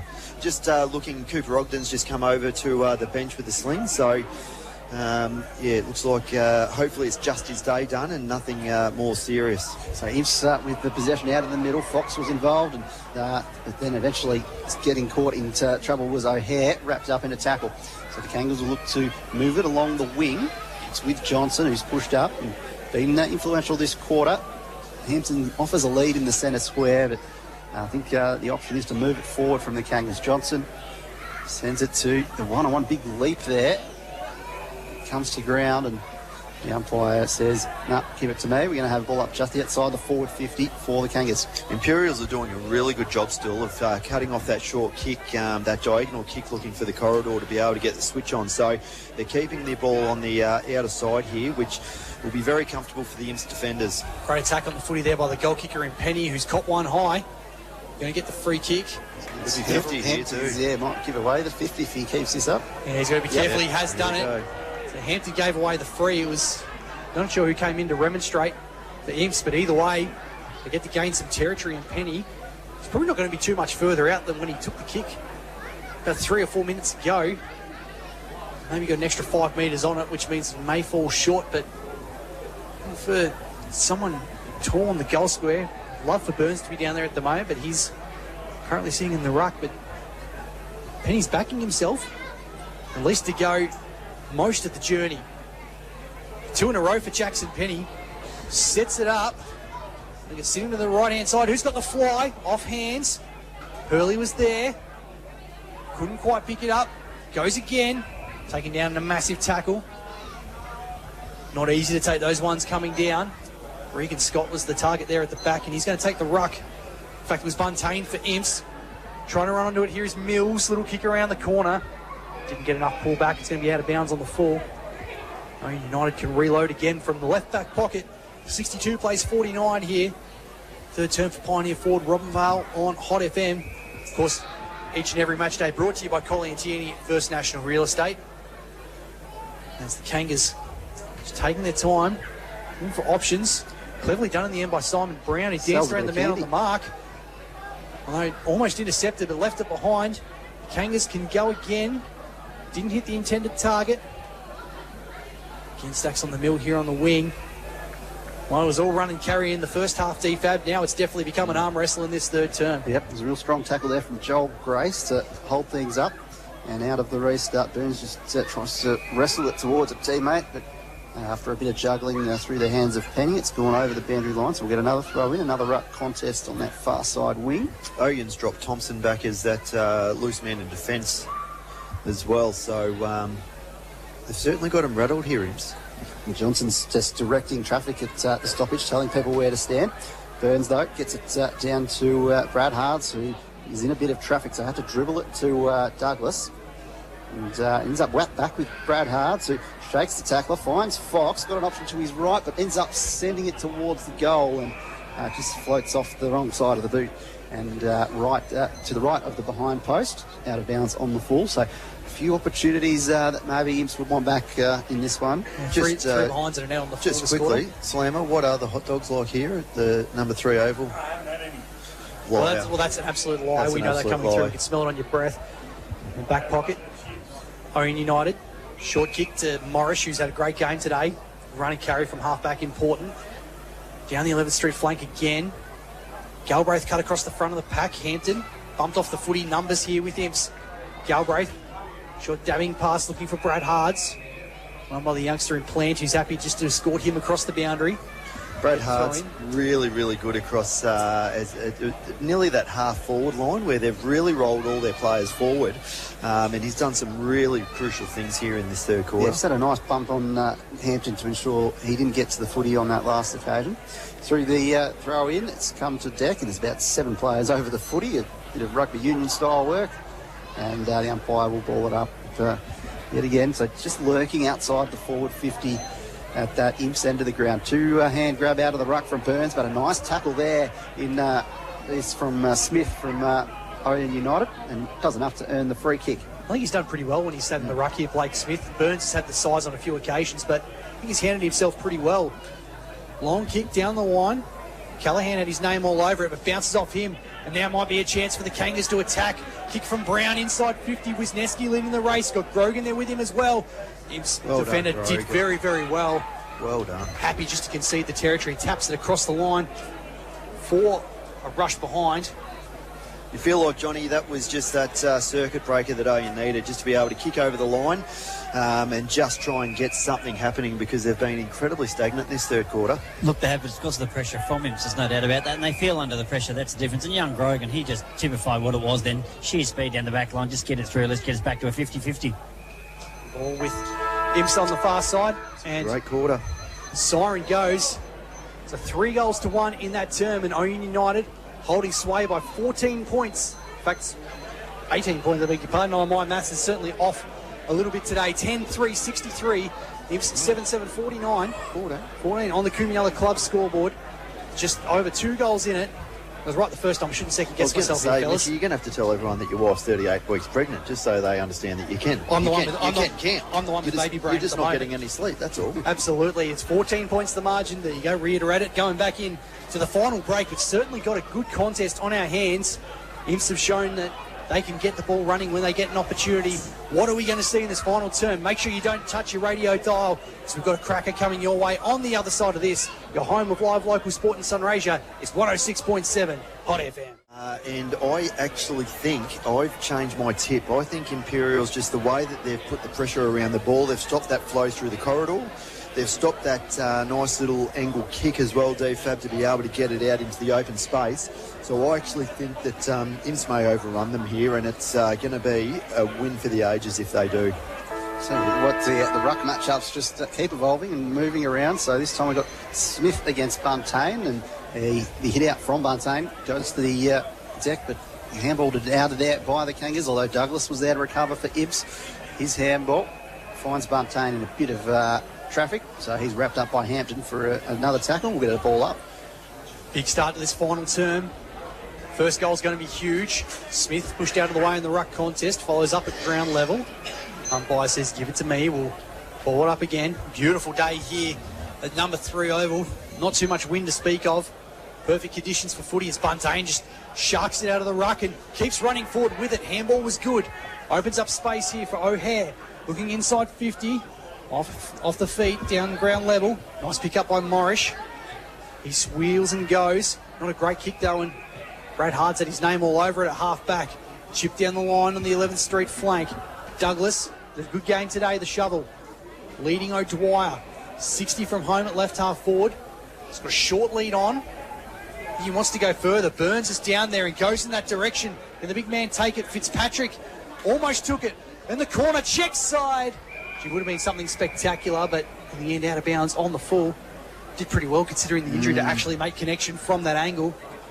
He's really struggling, isn't he? And it's intriguing. Good on him for fighting through it, though. Yeah, it's as I said, it's really intriguing because they've got 3 fit young players out there, but the good thing about Fitzpatrick is, have a look at the man who's on him. He actually takes a really good backman with him. Even on one leg, you can't be too careful with him. So, and to bring it back into play for the Kangas, with a short kick there, it finds... I'm not sure who's pushed up. And this is where they've stopped running. They've completely stopped running here, Ouyen. They're really not creating any opportunity further up the field for, just something to cut through this this really tight defence. Hampton's in a bit of space to take the mark, and Alexa just take it slowly. So just being a bit methodical at the moment, the Kangas, making sure they don't spray any kicks or anything like that. They're just making sure it lands in a safe pair of hands. And it was Bramich there. He's pushed up back down the wing, and they've retreated back inside defensive 50 to Sherlock.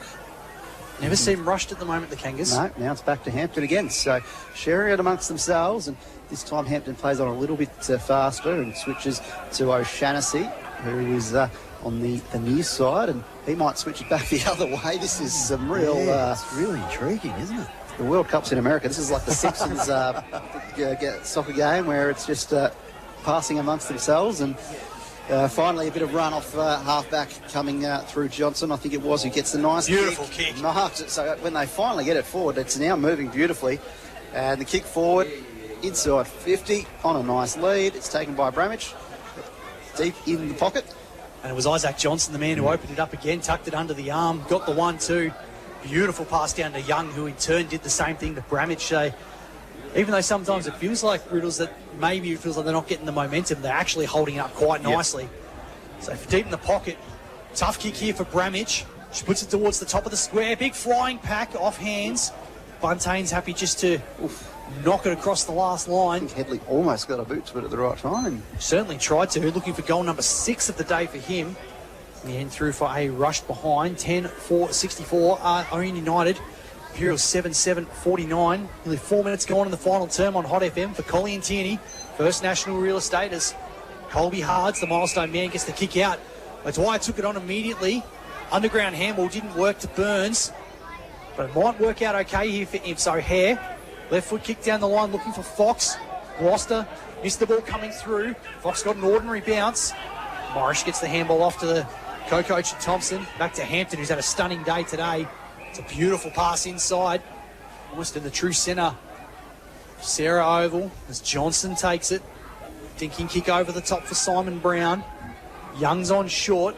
Decides not to go there. He's got a lead from Headley, pushing a long way up the ground. Decides to run off around the mark and go long inside 50. Might have a good target there in Bramage. Off hands. Munro down low, trying to get near it. In fact, Douglas keeps it in nicely for Imperials. Handball missed the intended target, and the Kangas can go again. Young dances past a couple, drops the footy, still gets a little kick away. Bramage needs a handball to find a teammate. Didn't quite, out of bounds in the right forward pocket. John Hollywood on the boundary for Fatty Boomba. I reckon tactics are going to be huge from the coaches in this final term. Yeah, look, very much so. And I think the tactics of holding the ball was pretty much what the Ouyen coach said at three-quarter time. He said, we don't turn it over if we don't need to, unless we're totally under pressure or, it's basically a free leg. Otherwise, hang on to the ball. Let us control it as they're going towards goal now. Big chance here for Headley if he can get boot to it to the top of the square. Beautifully done by Tom Headley. Imperials had everyone on the last line, but Isaac Johnson was free at the top of the square. Great work from Headley too, because everyone else thought it was going out of bounds, DFAB. He kept it in the field of play, and to the top of the square, Isaac Johnson can make it a bit of a margin here. Yeah, he needed eyes in the back of his head for that play, and worked it nicely there, and this would be an important goal to just get that last quarter separation that you want. Johnson comes in, stuffed it off to the right and hits the post. Oh, that's a rough one. She had a good opportunity, but directly in front, not much distance to speak of, and he's been kicking the ball beautifully today, so that was a rare blemish for him. 65 plays 49 in favour of the Kangas. 16-point margin. Gone about 5-6 minutes in this final term. Forbes is going to be paid the market centre-half back for Imperials. And now they've got some run and carry going through Brad Hards. Left foot kick down the ground is weighted nicely for Mills. He couldn't take it. Umpire says no free. Plant taken in a tackle by O'Hare. Accidentally ran back into the tackler coming straight for him. So it's Burns and gets Smith in the ruck. Two-hand tap down. That favours Imps there from Burns. And the kick away from Forbes goes towards Fox to take a mark inside 50. And a bit of an angle, but not too far out. About 30-odd metres. He might be a chance from there. And he's one who can kick the ball from the pocket. Jaden Fox is just about bet on most of the time. Beautiful set shot at goal. Yeah, he can kick this. He can kick this easy. I reckon he could either take his choice of drop punt or going around the corner. Looks like he's going the more traditional method. In fact, just one goal. No goals for Jaden Fox today. On the runway, he sat it out to the right-hand side. In fact, a fair way across. He just didn't look like he quite had the rhythm in that kick. And through for a minor score, 7-8-50 Imperials. 15 points behind Ouyen Utd, 10-5-65. Coming on the club scoreboard is Sherlock. Doesn't waste any time kicking it out of full back. Marked by Isaac Johnson at right half back. This is the man they've really got to lock down on, because if he gets off the chain, he can kick it 50 metres over any zone. He's really coming into the game, isn't he, Johnson? And kicks it down the wing to a contest that numerically favours the Kangas, and they get a hand and a boot to it, but it'll only go as far as Forbes for Imperials, who's got Douglas, who's got a mountain of possession in this game. And Hart's coming through. Galbraith just shakes the running defender there and opts to switch the ball. Needed to go right, and it did. Finds Hurley, and they've now successfully switched to this near side wing with Grogan. He goes quickly. His ball, not sure what the intent was. Just chipped up, and in the end, Foxall just weaved through everyone to get his hands on it, and he's wrapped up firmly there by Luke Young, and Luke Young did enough to win the free kick. So the Kangaroos will get a chance to send it back inside 50. They've got a nice short option there to take the mark almost the edge of the centre square. It was Joel Grace. He kicks it to a 2-on-1 that favours Imps, although it bounces out the front, which could be advantageous for the Kangas, but Mills is the one that just follows through with the ball and does well to get it back for Imps through Galbraith. He finds Fox. Short kick was on. Overlap handball run here for O'Hare. Had a solid day today. Kicked down the line for O'Dwyer. Spoil came from O'Shanassy. He's got some help from co-coach Thompson, who little short kick works nicely for Gloucester. He's got Thompson just overlapping again back to his true centre half back and takes an uncontested mark. He's got a lead coming up from Isaac Johnson through the guts. Goes in that direction. Good kick, good mark. Had to stretch. True centre of the ground. Got to get someone to run with him. Short passes over the top for Brown, who's had some good touches in this second half. Passed them out on the mark. Gee, easy kick in for Headley. He's about on the 50 arc at right half forward. Happy to hold it up, and again, the numbers just pouring into the 50 here for the Kangas. I think it might be Morris who's got his hands on it. And we'll take the set shot. Only about 40 metres out, you think, by the time he kicks it. 45-degree angle at right half forward, but that's what they've done well all day today, DFABs, the extra run. And just being able to fill the space inside 50. Yep, those short kicks combined with running into the right spots, and it just really moves the ball forward incrementally and just creates these kinds of opportunities where your goal kickers like Headley get more chances. For the first goal of the final term, Alex Morris. It's across the face, is it? He's kicked. No, it is across the face. I think it might have just clipped the inside of the post. It's a couple of opportunities gone begging in this final term for the Kangas. Will they live to regret it? Really just locked down, isn't it? It's like someone's too scared to make a move. I think everyone's exhausted as that kick out of full back from Colby Hards is cut off by Joel Grace.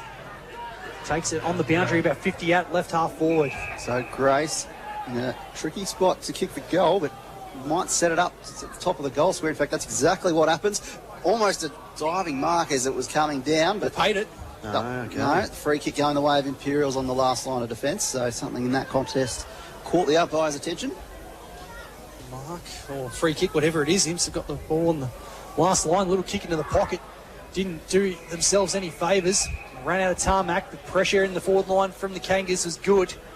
Bundled it across the line. We'll get a boundary throw in. Nearly 11 gone. And this final term on Hot FM footy. Ouyen United is second on the table at the moment. A win will take them equal on points with Mildura at the top, who had the bye this week. Handstock, the handball was intercepted by Johnson. Left foot kick just to the top of the square. The man coming at it. Good strong chest mark. Just trying to see who it is who's got it at that line. Turns around to have the shot for goal, and it's Sam Mead. Another one of those players. Hasn't had a lot of touches, but has run hard all day. Well, Ben called it early this quarter with Johnson's influence just growing, and that quick collect, snap around the body to find a teammate has created another good chance for him. Sam Mead. That one looks good. Celebrates it and puts the margin back out to 22 points, 11-6-72. Imperials 7-8-50 in the Kumiala Club scoreboard. John Hollywood on the boundary. As Riddle said before, Isaac Johnson's proven to be the danger man, and gee, he's been outstanding in this final term. Yeah, absolutely fantastic. There's no doubt about that. Obviously, games like this, it's in the balance, that sort of stuff, and that's all the time. He thought Ince would have the advantage, that sort of stuff, because of the pressure. Well, Johnson's taken away from him, he really has. He's split the game open when he needed it too. Any 50-50 for him's gone their way, so he's certainly kept him in the game. First goal was really important, wasn't it? Yeah, it was, and this is where, look, we're having a look at the centre bounce right now, and Johnson is by himself by about 5 metres. So a chance here to go again from the centre. And guess who gets a free kick? No, well, should have. Didn't pay it, but the ball's come Ouyen's way anyway. Smith, the kick forward. Following up at ground level. Trying to bust his way through. I think that was Johnson again, maybe. No, he's still by himself, 5 metres. It's like he's farted. Simon Brown was the man in the last one to get up, and Even Hampton's in a lot of space as well. He can do a bit of damage. he certainly can. He's proved that today. Mead, the goal kicker, just gets the handball away from the contest. That one from Imperials going back the other way has now opened up space for Lonnie Hampton. He's got a paddock to work with. Top of the 50. Ooh, checks the kick. Umpire says play on. Big tackle at the back, and I think it's Young who's taken down. And Johnson had a good fly at that one up in the forward line, so he's dangerous in all areas. Bramish with front position gets the nice hit out down, but there's a lot of numbers around the ball at the moment inside that forward 50. This might get a score from the other score update, DFAB. Yeah, it's a 3-goal lead to Rimple, 11-5-71 to 53 for Brickliffs. There's a dribble kick at goal, and it's Isaac Johnson. Oh, he loves it. Around the back of the pack. Celebrates with the Frank the Tank going around the back. He has just been on fire in this final term. His running power has proved superior. What a goal that was in the end. Just dribbled it nicely, and I think Imperials battled manfully so hard today. One man down from early in the game with Cooper Ogden going down. Jai Fitzpatrick battling injury on the way through. They fought hard. Just feel that Ouyen Utd have got the running at the moment. Johnson makes that advantage back out to 28 points. And that's the thing. It's still no excuse not to be able to set up on him. You know he's going to try and favour his left side. He's beautiful off there. They're looking for him. Sure enough, he sharks it off there, kicks it through with the dribble on his left foot. And you just got to be much smarter than that around the contest. Burns thumped it out of the ruck with intent. He was just eager to create something on that occasion. He again wrestles with Smith with the follow-up, and this time very nicely worked to Dwyer, who kicks forward to Fox. They're really trying to get it in the hands of the danger man, but it spills out. It'll be Thompson collecting for the Kangas. He kicks across and has Sherlock to take a mark deep in defence, and they'll just calm things down and try and work it out of trouble. Contest from Mills was had a bit too much on it, and the free kick will go the way of Gloucester at half-back. He opts for the short kick to Plant. Takes the mark and moving it methodically again. The Kangas out of defence. This time it's worked to Mead ahead of Penny. And he'll wait for an option to present itself. In the end, just goes to the back of the pack, and getting a hand to it there was Young. And nice follow-up work to get the handball away too. But O'Dwyer at the contest for him gets a handball into nowhere. Brown has scored it over the line. We'll get a boundary throw in front of the Kangas bench. I think the Kangas holding possession as well is certainly growing some frustration from Imperials, knowing they just can't get their hands on the footy. Time is ticking away in its final term, 15 and a half gone. Burns tries to thump it forward again. Off the hands of his tended target going through. Kicking it forward, there was Penny. Off hands, Mills overruns it. Little kick off the ground from O'Shannessy was good. Hampton takes it. Dangerous kick, but they pulled that off so well today. They kick across defence. Kangas as Thompson switches to Sherlock, who's got acreage to work with. Decides to handball to Thompson. Goes back again. Off the one step. Little kick down the line for Headley. What a great day for him. 5 goals. Pushed down the ground on this occasion. Chip down the line. Morris has got it. It's back from where it came from for Sherlock. He's just happy to play the keepings off at the moment. It's a high-risk, high-reward strategy, isn't it, Riddles, to go across the ground and work it like that? But today it's worked nicely for them. And they just haven't sort of that kick there. Yeah, right on cue. They really haven't wasted his delivery here. But I'll tell you what, just the way they're setting up forward of the ball here, I'm just going to play a little bit of Nostradamus and say that our next goal kick is going to be Bremwich. Well, pretty good picks. He's kicked 3 already today. Short pass down the middle for Sam Mead, who's got his first of the day earlier in this term. So what Sherlock's Supercoach score would be off the charts right now with some of these defensive 50 kicks. Long inside 50, Young the target. Big tackle from Wisniewski at the back.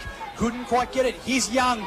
Right forward pocket, sits it up. There's that man, Brumage. Ooh, it was foretold. Yeah, spoiled away from him. Regan Scott had front position. You could just see the way they were setting up along the ground there, that they were just really setting up for an opening there. Almost a bit of Pagan's paddock style, wasn't it, to open up for the big man inside forward 50. Yeah, it was really watching him and Johnson work together, and you could just see what they were trying to achieve from, 100 metres out, really. Burns gets the hit out against Bramage and favours it was Galbraith in the end in the grand jumper. Yeah, throw. But was under a lot of pressure and has turned it over. And will be a free kick going the way of the Kangas in front of goal. And it looks like it'll be Wisniewski who is taking the shot. So about 15 to 20 metres out, almost directly in front Played mostly reserve this season, Tommy Wisniewski, but when you come into the side, that's what you want to do. Just give 100% effort. He's laid some good tackles today. Is he related to Wachowski from Monsters Inc.? Monsters Inc. Mike Wazowski. Mike Wazowski? Most likely, yes. Wouldn't be far off, I don't think. I don't know if Mike could look good in the vertical stripes. But it's put through the middle. Tommy Wisniewski gets his first, and that's probably the exclamation point on today's game. Imperials, brilliant second term, but have only scored 1 goal since that point in time. 3 in this final term for the Kangas. They are marching along to an important victory. Imps just have to be careful, DFAB, on a day like today. They don't let a percentage blow out because it's so important in a campaign like this to make sure that the results stay fairly close. Yeah, that's right.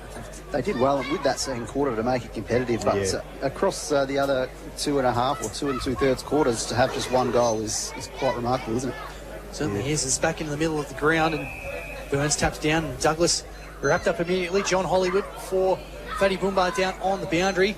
It's like Ouyen United, the players just know their roles. They've got the stars who get all the footy, but there's so many role players within the side. They're quite happy to be sacrificial for the team. Oh, very much so. There's no doubt about that. And that's that holding the ball theory. They don't let it go unless they think it's to their advantage, and that's a smart thing. Hampton just had a really classy clearance to the danger man this quarter in Johnson, and he's in the end worked it to Brown just outside 50, sets it up for a nice lead, almost reeled in there as Kangas forward just hitting the deck a bit rough, but Johnson back in his hands again, sends it towards just over the top of the goal square in the end, collected off a bounce. Handball can't find the teammate there, so under a bit of stress. Going to be a kick away from Headley though towards goal, and it looks like it's bounced across the face just for behind. Can't add to his tally. He was lucky to sneak in for a behind in the end, almost went out of bounds. I think it was Bramich, the big man who was on the lead, and just pulled up a bit sore, and I mean he's probably got the right now to sit on the bench for the rest of the game and rest up. He's had a cracking day, the big man. Kick short down the line. Imps, Grogan at right half back. Hasn't got much to go to in Imps, so I think out on their feet here at the moment. Yeah, they can't be upset with this, Imps. They've, as you said, they've just run out of gas, but they, gee whiz, for the cattle that they've got out of this side, they've put up a really, really big fight here today, and I think the coaches couldn't have asked for really much better against a quality side like Ouyen. Yeah, never short on guts, the team, Imperials, whenever they play. As Burns tries to thump it over the back here to Brad Hards. The shovel handball was stopped as he's tackled. Trying to bust the way through there was O'Brien. He's taken in a 2-man tackle. Talis Buntain starting to cramp up and just having to sit behind a kick behind play right now. He's had a big game, hasn't he? He's had to do everything today, Buntain. It's very handy to have someone like that. You can flip the magnets around and play wherever you need to. As Kangas looking to go again. Mead taken down. O'Hare. Handball goes towards the boundary. And we'll have a throw in right near the Kangas interchange bench. I think the crew down there would be quite happy with how they've gone today. It's the throw in. It's Burns standing against Smith. Straight into the hands of Burns and has a quick handball give. Kick goes towards the 50-metre arc. Numbers with the Kangas. Thompson floating into the contest, gets the spoil and then collects his own work, although it spills out in the end to Mills, and then Forbes has a snap towards the deep forward line, but just bounces about 5 metres to the left of the behind post. So throw in, probably not the worst result. Potentially had a case for a downfield there. I thought the same thing there. But, it didn't land anyone in particular. They'll be impressed again with Forbes. Forbes has been active across half forward with young Jack Mills as well. So there's certainly some little buds that are sprouting out of injury here. As Buntain takes it out of the ruck, his kick smothered by O'Shannessy, who's had a good day today. Jarch in the back, it's running through here for the Kangas. It might be Mead who's got it. Long down the line, and in the end, it's gone straight down the throat of the milestone man, Colby Hards. Goes short here for Penny. In fact, it was Joel Grace, the man who kicked it out of defence. High up and under. Going to be a tough one to mark. There's a whistle there somewhere. It's a hold in the contest. I think it's going against Gloucester, and Jaden Fox will have the chance to kick a goal. Yeah, he just grabbed around the waist there. He had 2 to beat and kept his eyes on the ball. Jeez, he's got a really good vertical leap too, Jaden Fox. He, just has an uncanny ability to be able to jump up off 2 feet straight up in the air, doesn't he? As I said before, plays above his size, doesn't he? Yeah, he does. And from point blank range, makes no mistake. It's his first goal of the day. Might be too little too late, but it'll at least bring the margin back. It's at 29 points. We've only got about a minute of game time left. But it's certainly a man you can't take your eye off when you're a defender going through. But Ouyen United, very happy with how this game has gone out today. 85 plays 56 on the Kumiala Club scoreboard. Reals, I reckon Sam Mead's someone who's come on in leaps and bounds in the last couple of years. I believe he's one of the best and fairest out there at the Kangas as well. And playing between half forward and on ball, could play the run with, could play on a wing. Yeah, it's got a nice mix going. Yeah, he's that beautiful height, isn't he? He's a bit like Joel Grace, where he's very flexible. You can play him in multiple positions, back, forward, also through the middle of the ground. But he's certainly come along in leaps and bounds, and I think he's very underrated across the league. I really rate Sam Mead. I think he's a ripping player. So a free kick downfield here as Brown just collected a bit late off the kick by Burns. And accidentally went and picked him up afterwards. Immediately put his hand up. Joel Grace is the beneficiary. He sends it forward, although front position there might have been Callahan, was it? Taking a nice mark. He gives it off to Brad Hards. Gee whiz, that's a combined 94 years of football right there. That's exactly right. Clearing ball escapes Douglas, and now it's just getting held up at the end of that centre square, and we'll get a ball up. Not long left in this one. Ouyen United 29-point leaders. Great performance from them today as Burns takes it out of the ruck. In fact, there's a hold. I think it's going to go the way of the big man. He's been gallant all day, hasn't he? Battled his backside off today. One of the better ruckmen in the comp. Switch across defence. Dangerous, but it's going to sit okay for Penny. Also tried his heart out today. Down the line, Scott going back with a flight, almost pinched it. Gloucester intercepts. Alex Morrish. Looks like he's been moving really well today. Just gets a handball off in time. Johnson, what a star he's been today. Left foot kick, finds Mead. Time just about done here today. And right on cue, Ouyen United, another win on the board for them. They hit the halfway mark of the season. They come in now with a 6-2 record. They would have been over the moon with that at the start of the home and away season. 13-7-85, defeating Imperials 8-8-56 on the Kumiala Club scoreboard. For Colleen Tierney, First National Real Estate, Sunraysia Footy is on Hot FM in 2026. We'll throw back to the studio for a few quick messages. We'll be back to wrap up on the other side of this. Don't go anywhere. Don't miss 60 mad minutes every Friday night at the Kumiala Club. There's 50 prizes to be won, including meat trays, gift cards, and household items, plus a whole lot more. The Kumiala Club is also your ultimate playground. Play some of the world's best golf courses and take on the Interactive Games Challenge. Perfect for your next function, birthday celebration, or just having fun with your mates. The Kumiala Club, proud sponsor of your community radio, Hot FM. Invest in yourself, level up your fitness and smash your 2026 goals at Club Aquarius. Choose from the 24/7 Gym and Group Fitness Centre on 15th Street, the 24/7 Gym and Wellness Centre on 11th Street, or the new 24-hour convenience clubs at Irimple and Redcliffe, and coming soon to Golgol. Let the Club Aquarius all-in-one app make your fitness journey easier. Check class timetables, track your activity and progress, and explore thousands of exercise demos all from your phone. Club Aquarius, hot sponsor. Outstanding results again and again and again. It's what you expect from industry leaders Collie and Tierney Real Estate, serving the people of Sunraysia for 75 years. Trusted and professional real estate advice and service, consistently delivering results for residential, commercial, lifestyle and rural properties. It's the right choice for your property. Call Collie and Tierney today and see what they can do for you. Collie and Tierney Real Estate. They put you first. Sponsors of Hot FM. Fatty Boombar's back at 66 Lime Avenue. Burgers, sides, palmies, salads, toasties, great coffee and more. No clowns, no roosters, no colonels. Just honest food, no fuss. Dine in or take away lunch and dinner Tuesday to Saturday. Fatty Boombar, Lime Avenue. Hot sponsors.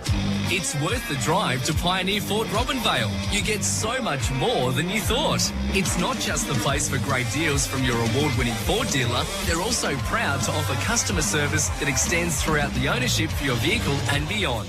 Experience the difference and contact Pioneer Ford Robinvale today for sales, servicing and repairs you can trust. It is worth the drive. Head over to Pioneer Ford Robinvale or log on to pioneerford.com.au. LFCT 7329. Sponsors of Hot FM.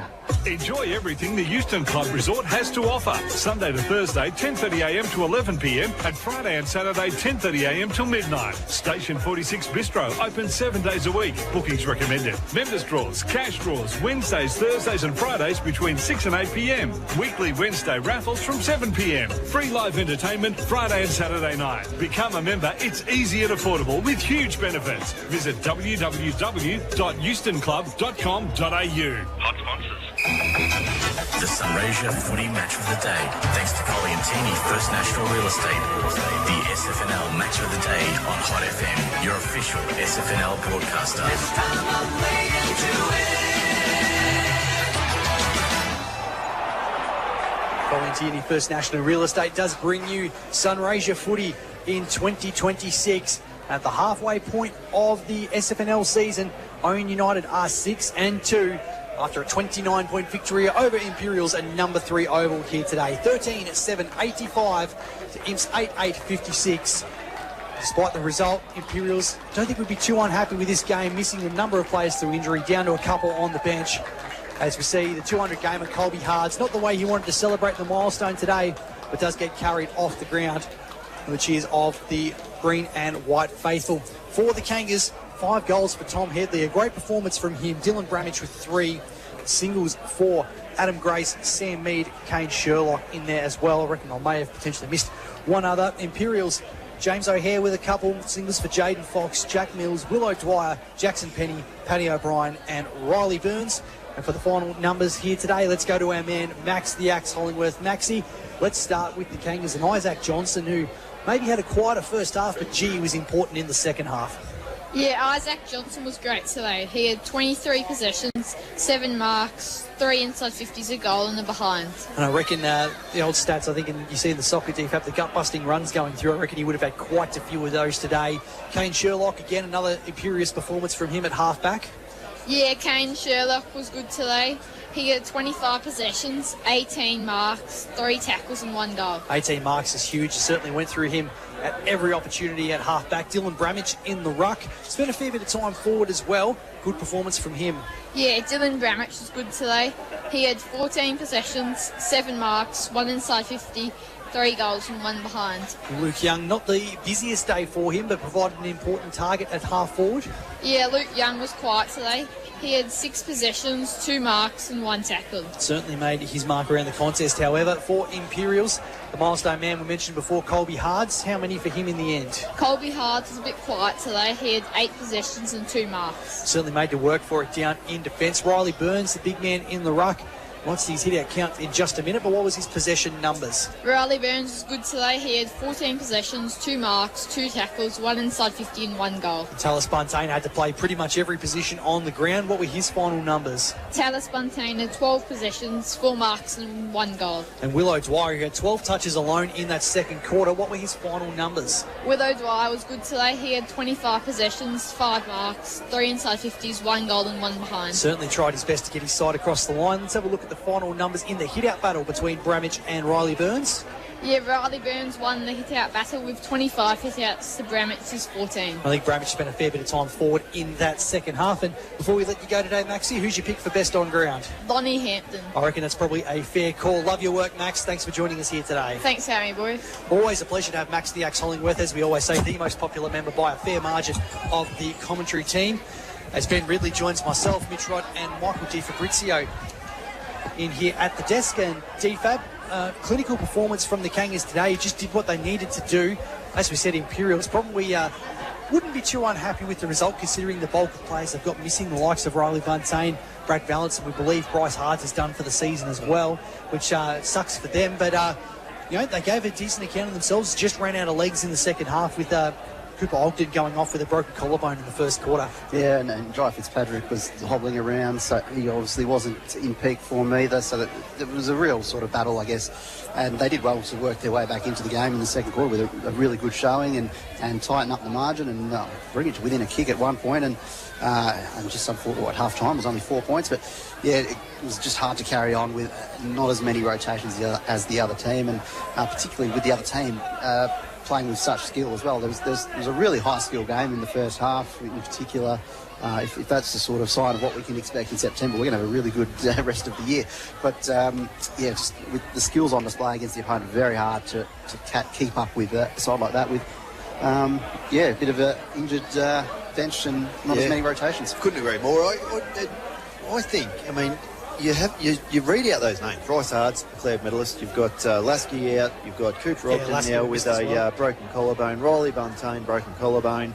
Brad Valance is out. You know, you put their best side on the park. They're top two. So what they put out there today was a huge effort. And as you said, DFAB, you know, the skill level that we saw today from both sides was as high as we've seen in a really long time. And that's where Ouyen essentially just got over the line. They just had a bit of extra class there at the end, especially with Isaac Johnson. But if I'm Brad Valance and the coaching committee here for Imperials, I'd be incredibly proud of how well they went, especially with those youngsters coming up. Their depth has been tested. They don't have the strongest reserve grade side around. That was always the fear for them, wasn't it? Yeah. In the last couple of years, even when they won the premiership, they had a good run with injury because they don't quite have the depth from the reserves, and no under-18s team this year either. No under-18s, that's right. Which does make it hard for them. However, they have shown when they've got the depth there, they are a class act. They're definitely best too. And that's the sad thing that we're going to see for the rest of the year is if you're missing these guys for the rest of the season or for the majority of the season, we're not going to see their best side, which is really unfortunate because, as you said, coming into finals footy, they're going to be able to take it up to anybody. So hopefully for, you know, the Imps faithful that they're able to get enough wins on the board to be able to get through the season, to be able to just get to the back end and then see what they're able to do. But I was really impressed with how through adversity, right from the very first bounce with Fitzpatrick, that they were able to do what they did and essentially just ran out of gas. And 6 goals in that second quarter, only 2 outside of that across the other 3. But on the flip side, DFAB, Ouyen United controlled the game really, really well. We were talking a lot about their keepings off style of football, which clearly seems to be a bit of a game plan from Luke Thompson coming through at the moment, but they executed it well, and then they only really took off when they needed to. Perhaps the only time they really seemed like they were rushed was in that second quarter when Imps had the run on, and there was a bit of pressure going, but otherwise they just felt like they were in control for most of the game. Yeah, they make it look easy. Some of the delivery inside 50 was just on a platter for their forwards and just waited in the right spots, but the forwards had the right leads and the right separation. So some really good example of a game plan that's ticking over very nicely. And I was quite impressed. We saw their new recruits in their first game together, and we saw different moments of what they could do. It feels like 2 months later, you can see them starting to piece together. They have a better sense of what levers they can pull. And even something like Bramich spending a lot of second half just resting, and not so much the cues being put in the rack, but just they didn't need him at the centre bounces. They didn't need to run him into the ground. There's a bigger picture. Blake Smith seems to be a handy second ruckman and just gave a good account of himself against a tough opponent in Riley Burns. But even the likes of Luke Thompson, who came starting at centre half forward when we saw the team right back in round 2, the boys, or round 1. Played most of the game probably in defence in the second half and almost was loose around there. He can move up and down the ground as well. It's a bit like Imperials. They've got plenty of magnets they can throw around and go into different positions. Well, and that's the thing. Thompson's actually a defender. So he's come to the league as a defender. So when he's gone back, settled himself, and I think in that first round too, they may have come in thinking this is going to be a little bit easier than what we've been used to. So they probably came in a little bit lackadaisical, played themselves out of position a little bit and really got caught on the hop and then realised, well, hang on, no, this is a step up in competition. And you speak of this slow, methodical game that they do to be able to cut through the zones. You've got to be a really skillful side to do that, because if you don't hit those targets, it really hurts you, because the zone presses in on you so much that essentially when you're trying to cut through that zone, a lot of the time it's either deep defence or it's going to be usually at half back, where a quick turnover is lethal. But they have the players that can do it, and they executed it perfectly. And as you said, they really did panic and they got out of sorts in that second quarter. And even in the second half, Imps closed that corridor off. They stopped that running carry from behind the ball, and yet they were still able to slow the game down because they were lightning quick in the first quarter, just go to plan B a little bit and work their way through it. And finally, the Checkers pieces fell into place. Absolutely, it was. Moved to 6-2, Ouyen United. Imps are 4-4 at their halfway mark of the season. DFAB, have a look through the Kangas list and give us some of your better players. I think there's quite a few that have been regulars, I reckon, featuring there for them this season. Yeah, well, I think we can start with Tom Headley with his 5 goals. I think that was pretty crucial to get himself in the right spots and kick as well as he did. The kicking for goal from the Kangas forwards in general was very, very good, and a lot of those set shots sailed over the goal umpire's hat. At different times, it was different players. So Ramage was best on for the first half. I think clearly really dominated in the ruck. And just had a presence about him. 2 goals in the second quarter when it wasn't all really going their way. He was stepping up. So if he had to stay that way the whole game, he's the clear best on game for the whole game. But a bit quieter in the second half. Rested forward, kicked a goal. That was he was fine. He'd done his job for the day, I think. Right. Then Isaac Johnson came into it more in the second half and was just unstoppable around the contest and really, really classy and setting up some nice snaps around the body to set up goals too. So, there's some of the main ones, but you can dig into it. Morris, I thought, was pretty good. Mead along the wing was doing some nice things. Sherlock down back, a lot of easy kicks, you could say, with the chip back and forth mark and kick game, but I thought he held up pretty well in defence. Thompson, I think we saw a bit of him as the game went on, what he can do, and I'm sure moving back as well as a coach helps you to set up your troops as well. It's a good position to be in. Yep. Simon Brown, we called quite a bit of throughout the game. I thought he was quite good.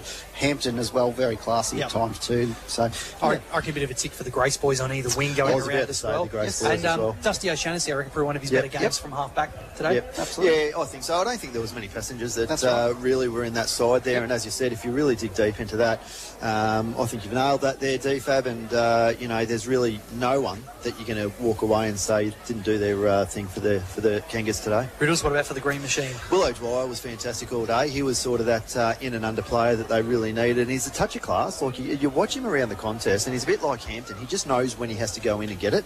He waits for that opportune time to be able to go through. His absolute skill.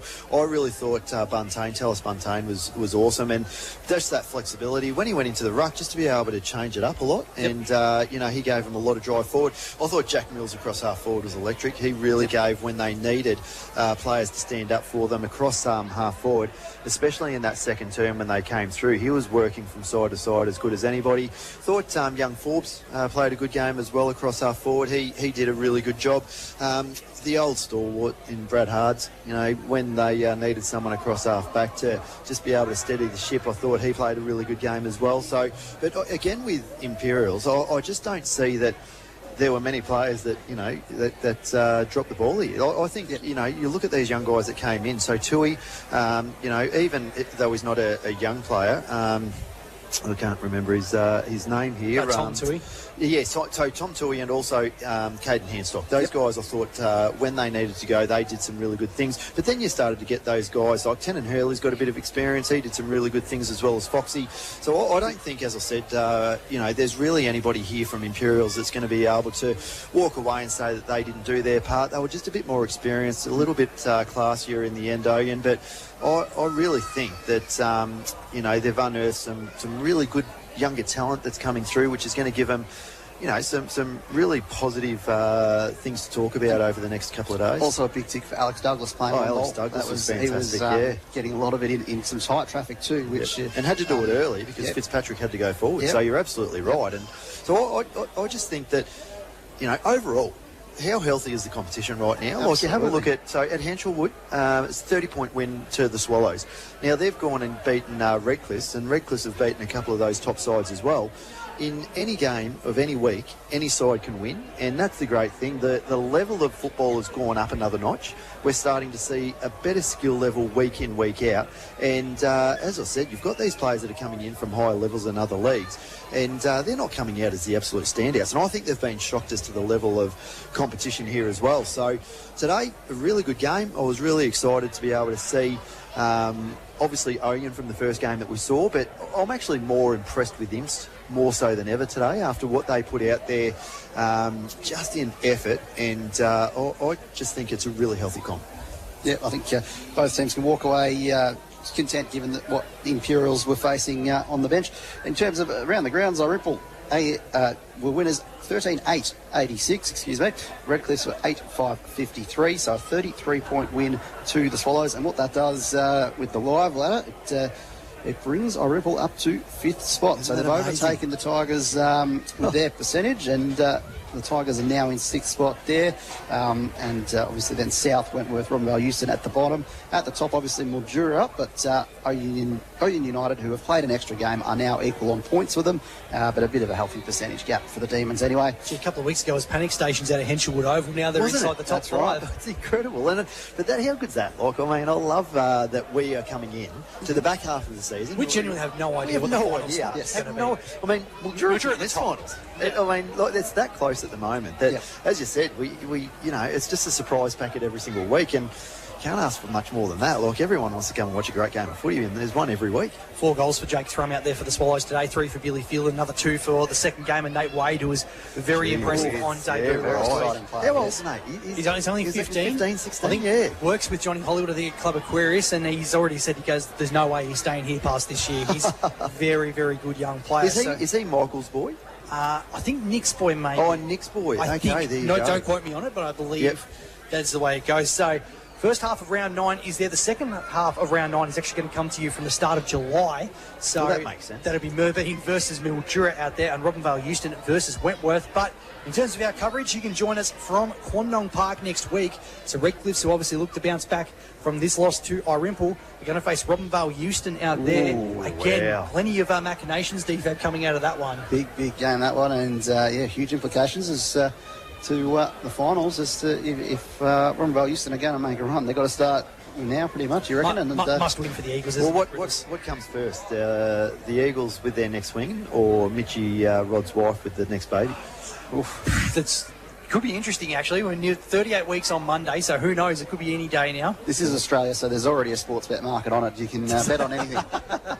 I'm all in. What are the odds? Let's dive a bit deeper into this. I'll let you two figure that out in the break on the outside. But Riddles, love your work back here today, mate. Thanks for joining us. Fantastic to be here, you two guys. As I said, best callers in the game, so fantastic to play a small part alongside you boys. Your analysis is outstanding. Michael Di Fabrizio is easily the most improved in the box, mate, dominating again on the airwaves. No, well done, Mitch. Great call this afternoon, and Dad and the whole team was a great effort. What about Maxie? Absolutely. On behalf of Max the Axe Hollingworth, John Hollywood was had to take off a little bit earlier, and DJ Dave, who's just been doing behind the scenes, he was very nervous coming into today. The palms were sweating on the way in. Lucky none of the water actually got into the keyboard, because that could have dealt all sorts of issues. I was worried about the grease coming off the fried dim Sims that he was throwing into earlier in the game. I thought he might slip over on the keyboard and just take us off air a couple of times there. If his palms were sweaty, does that mean Kane Sherlock was holding him? Oh, he was waiting for good DFAB. Good by you. Gee, you sat on that for about the last 2 hours. This is fantastic.